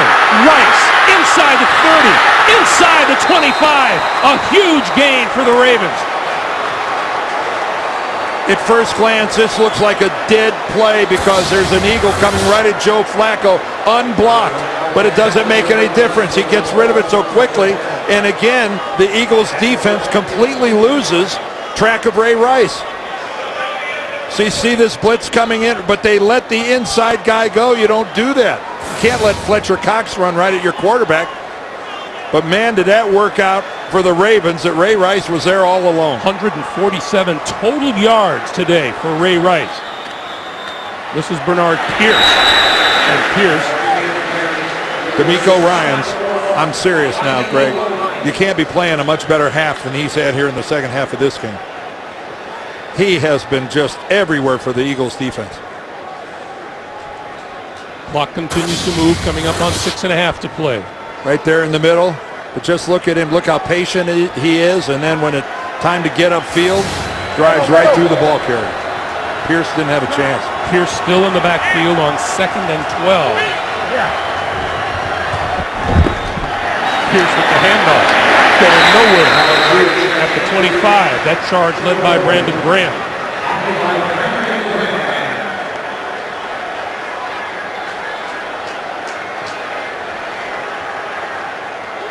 And the Eagles with a wholesale substitution defensively as they bring in 6 different people this time. Jets, Steelers, Titans, Chargers still to come here on CBS. Coming up on 5:45 to play. 3rd and 12.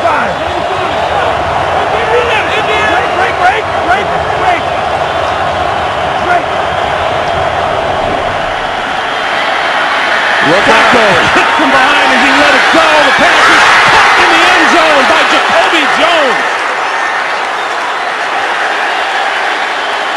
Well, where are the officials? The official who was working at the call right there, you see him standing at the pylon. Instead of making, he immediately turns and runs back upfield. He throws out his beanbag right there. Here's Robert Frazier. And that's number why. 12. 15 yards from the previous spot. Third down. The call is on Jacoby Jones. I'm assuming he threw his beanbag because he couldn't find his flag.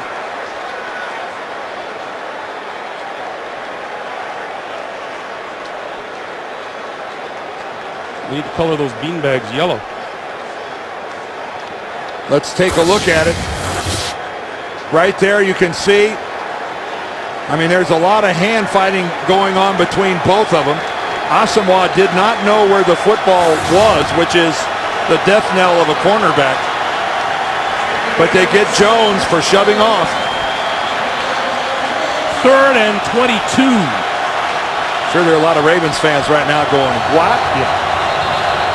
And we get a timeout called and another officials conference. I'm not sure they spotted the ball in the right place.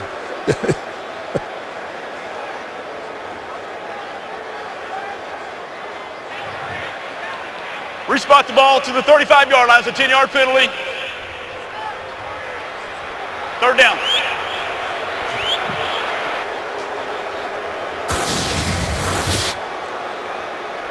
You can see John Harbaugh, that's not right. And then the NFL, the extra official on the sideline, who's in, you better get out there. yeah, in communication with the booth upstairs, actually pushes the official out onto the field. And you're right, says you better get out there. 3rd and 22.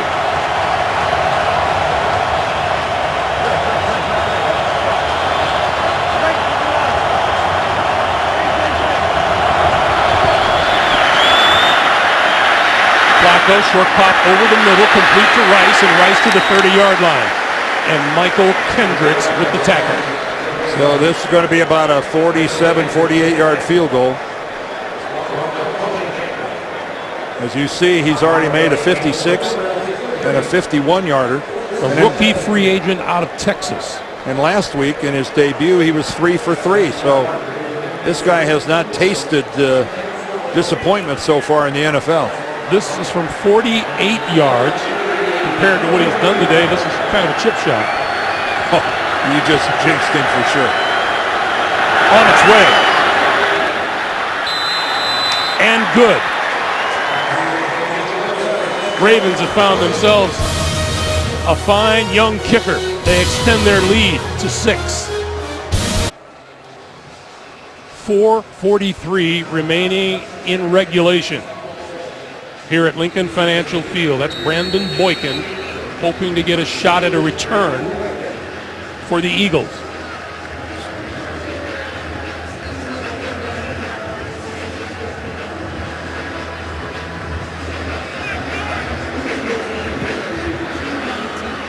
And he won't get one here. So Philadelphia fans wondering if Michael Vick has another game-winning drive in him this week. Well, the game-winning drive that Greg refers to was against the Browns last week. 4th and 1, LaShawn McCoy picks up 3 yards to keep that drive alive. Then it's Brent Selleck, good for 17 yards on a 2nd and 10. Now here in the end zone, almost intercepted. Rookie L.J. Ford had his hands on it, but then the very next play, Vick comes back, a 4-yard TD pass to Clay Harbor, and they eke out a 1-point win over the Browns. Does Vick have any magic left for this week? Both these teams 1-0 on the young season, and here's Vick on 1st down. Near sideline, that is complete and out of bounds at the 33-yard line to Deshaun Jackson. Eagles were turnover prone in the first half and went to the locker room trailing by 10. Came out with a tougher defense in the second half. Pulled into a 17-all tie. 2 field goals for the Ravens has them up 23-17. Andy Reid could really use Jeremy Maclin here, but he's still out with that hip injury. Vick down the middle. Selleck pulls it in inside the 45. Brent Selleck has been huge today for the Eagles. That's his 7th catch, 144 yards rather. I mean, check it out. That is how you go up. You know there's something bad coming your way when you got to stretch out and expose yourself like that. Open up those ribs to a shot. First down at the Baltimore 42.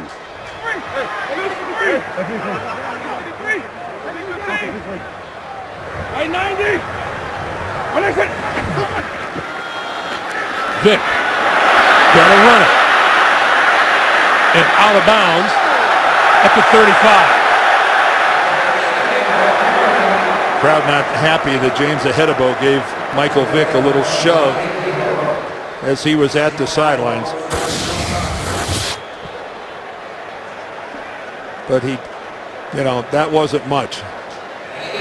But if he would have shoved him much more and Vick goes toppling over, I've seen it called before, but that didn't deserve it. This is McCoy.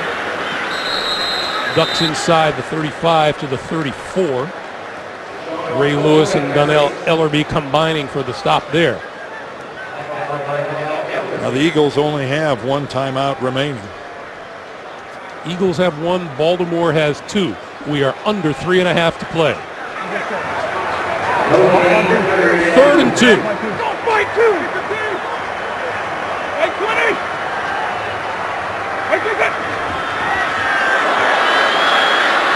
Vick finds the handle, throws over the middle, Selleck again, inside the 25 to the 21, and a first down.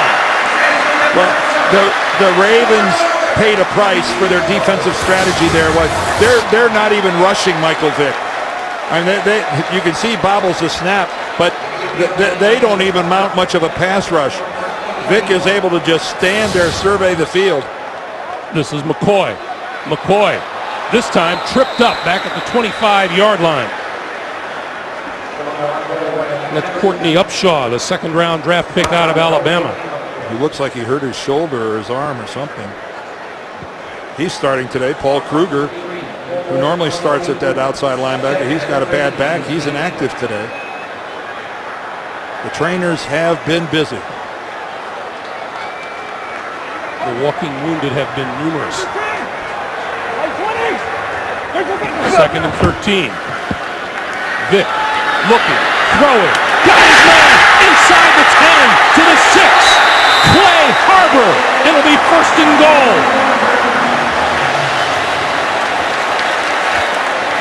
There's a flag.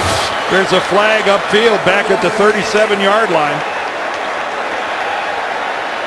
And it's going to be a roughing the passer. Number 97. Half the distance to the goal. First down. Arthur Jones right there. And they're going to get Jones for both being late but hitting Michael Vick below the waist.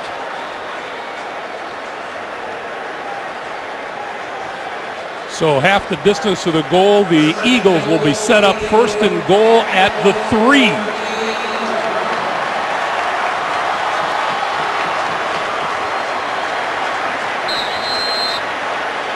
This was reminiscent of the first drive of the game where the Eagles drove it all the way down. Then Vick threw an interception in the end zone. 2 minutes to play in Philadelphia. Michael Vick and the Eagles 3 yards away from a tie. And an extra point would give them a 1-point lead over the Baltimore Ravens. We'll be right back. Well, they have done a reversal. It is not the 2-minute warning, at least not yet. They have reset the clock at 2:05. Joe Flacco looks intensely worried.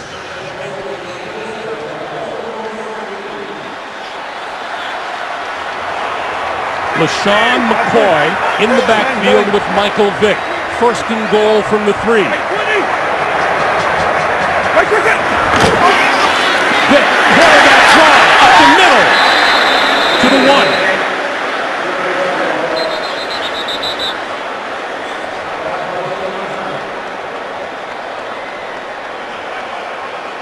1. We now have our second 2-minute warning of the second half. Well, let's go back to take a look at the quarterback draw here by Michael Vick, and that's what this is all the way. Keep in mind now the Eagles are down to the only 5 offensive linemen they still have healthy enough to play. Demetris Bell is at the left tackle position, having replaced King Dunlap, who left with a hamstring injury.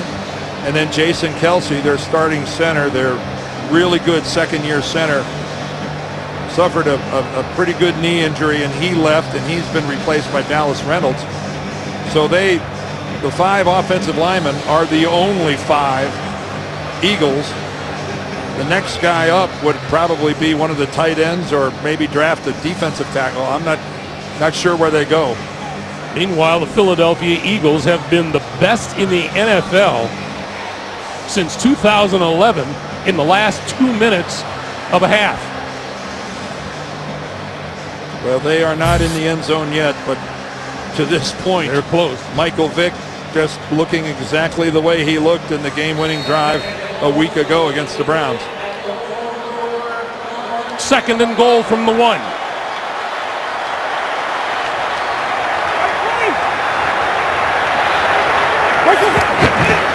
Vick rolling, throwing, trying to throw. It's incomplete.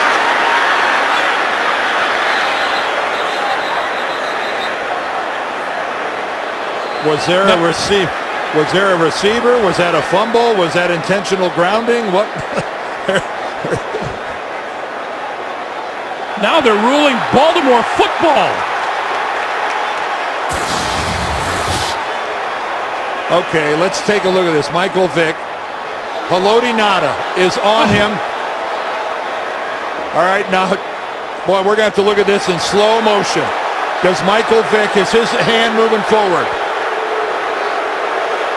Sure it is. Yes. Sure it is. That's not a fumble.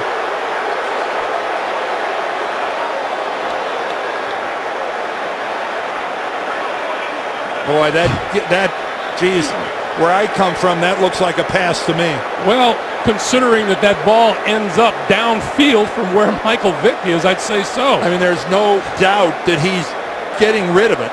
He's trying to avoid the sack by Ngata, but there is a throwing motion that involves the hand going forward, regardless of whether his body is going backwards.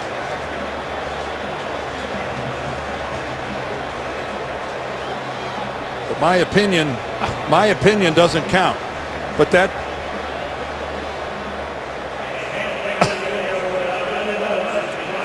I understand how maybe on the field of play somebody could look at that and maybe in real time rule that a fumble. I don't.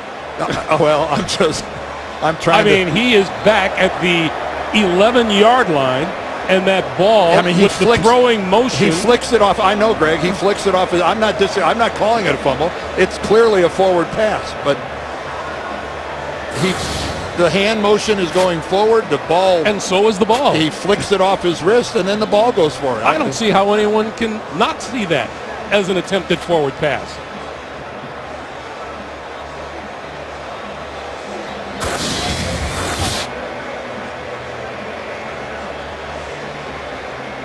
Well, needless to say, because we're inside the 2-minute warning, that wasn't a situation where Andy Reid or any of the coaches had to challenge it. It's automatically reviewed upstairs and initiated by the replay booth. And Michael Vick takes yet another shot today. So Robert Frazier has seen what we have seen. And Robert Frazier, being the referee, is the official who ruled it a fumble. After further review, there was video evidence that was an incomplete forward pass.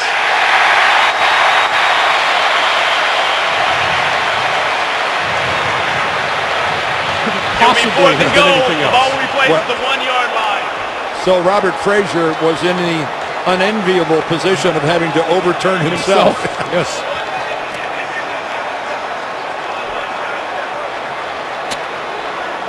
Now, Greg, you could say maybe he was screened, but hey, at the end, they got it right. Now, granted, we shouldn't have had to go through that, but in the end, we're where we are, 3rd and goal at the 1. 3rd and goal at the 1. LaShawn McCoy in the backfield with Michael Vick, who will operate from the shotgun.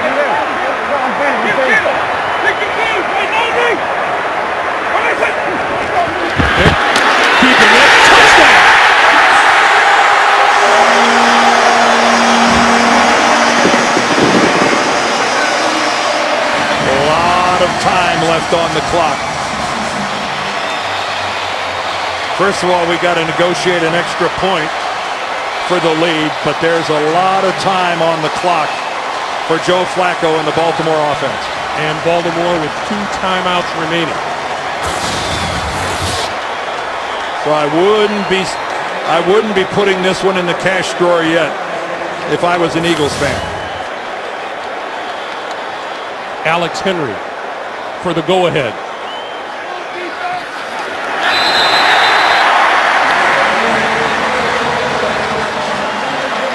(24-23) Eagles.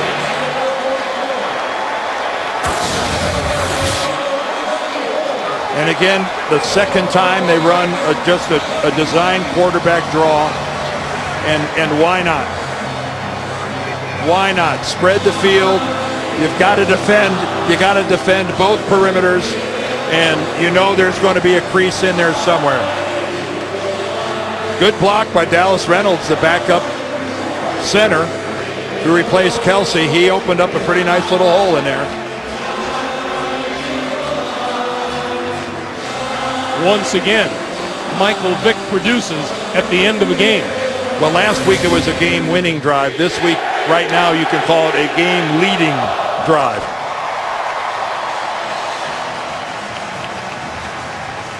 There's some big strike football in the Baltimore offensive huddle.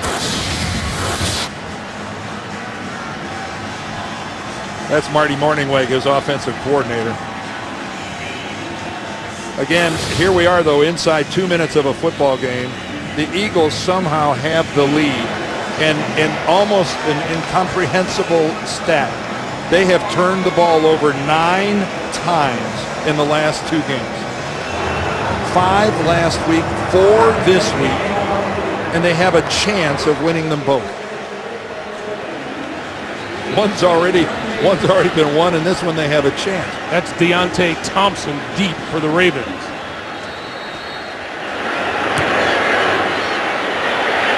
And he will run this one out. Trying to turn the corner and going to be run out of bounds at about the 20-yard line.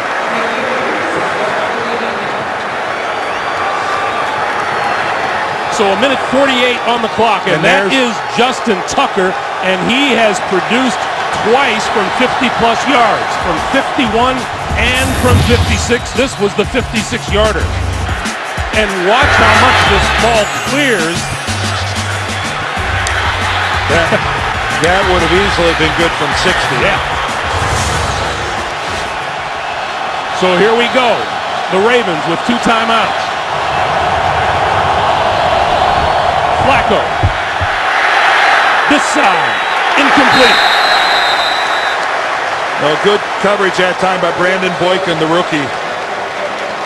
That was, again, I talked earlier about the spot he's in, being the Eagles' nickel back, having to work the slot a lot as that nickel corner.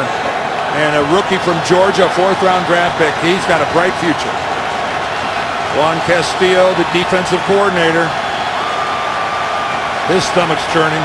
To a man, the Eagles we talked to vowed they would play better this week than they did in their opener last week. 2nd and 10.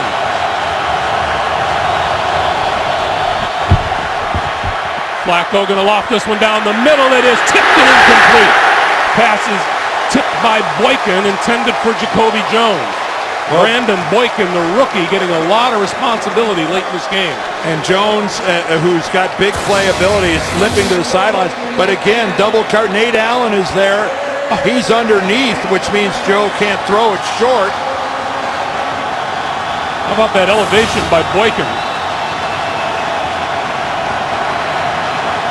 Ray Lewis, unfortunately, it's out of his hands right now. Joe Flacco, 6 out of 20 in the second half.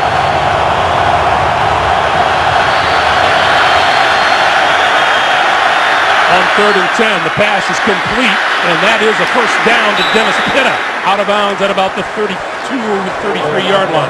Good job by Pitta, not only moving the sticks, but then fighting to get out of bounds. Again, when Joe needs something badly, 88 is the guy he's looking for. And that is the way to run right through a tackle. New set of downs for the Ravens. Flacco, sideline, incomplete. And a penalty marker thrown. Pass intended for Tandon Doss. Well, Nnamdi Asamoah is the corner over there. He throws back shoulder to Tandon Doss.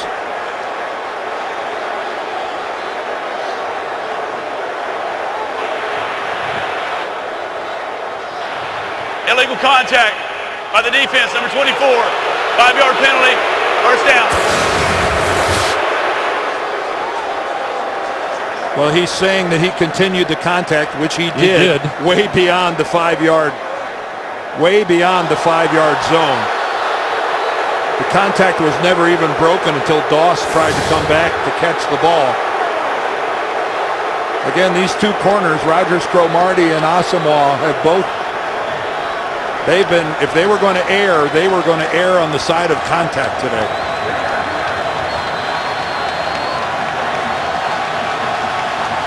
From the 38. Flacco lofting it is incomplete. Ed Dixon, the intended receiver.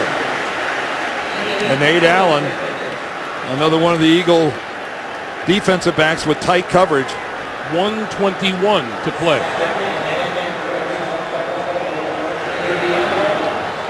Joe Flacco really good at throwing that seam route right up the field. Week 2, Dan, this feels like a playoff game. Oh, it has. These two teams have really beat each other up. Jacoby Jones back on the field for Baltimore. 2nd and 10, Flacco throws, and that is complete, short of first down yardage to Dennis Pitta. He'll be about 2 yards short of a first down.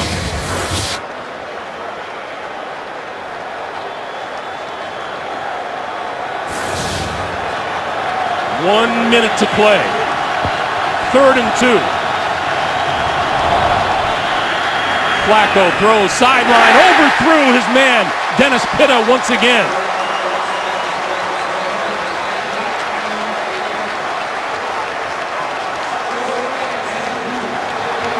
And the Ravens are looking at a 4th and 2 with 54 seconds to play. Dennis Pitta was looking for that ball over his left shoulder, and then it went over, and he had to spin all the way around.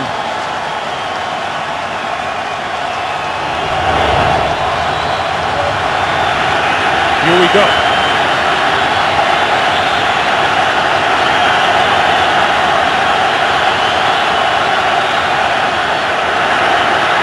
Flacco for Rice, incomplete.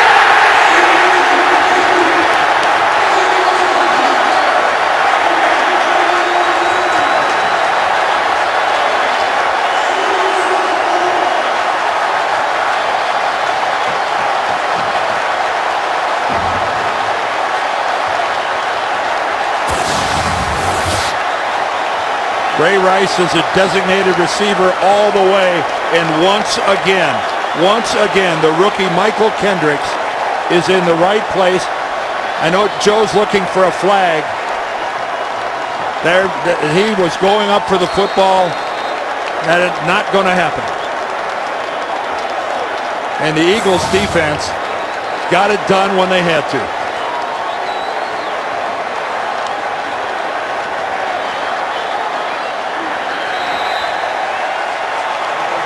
I really didn't think it was possible that a team could turn the football over 9 times in the span of 2 games and win them both.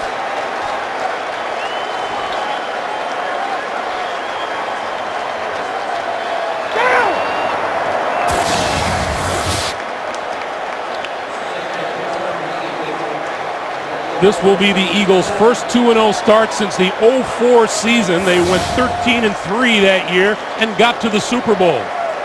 This snap will do it. Well, I wouldn't be talking Super Bowl, but 2-0 is 2-0. And I still think the Ravens, if they're not the #1 team in the AFC, they're in the top 2 or 3 for sure. There's our final score. The Eagles 24, the Ravens 23. Coming up next, doubleheader action. Jets and Steelers, Titans and the Chargers. For Dan Deerdorf, Greg Gumbel, so long from Philly. You've been watching the NFL on CBS, the home of Super Bowl 47.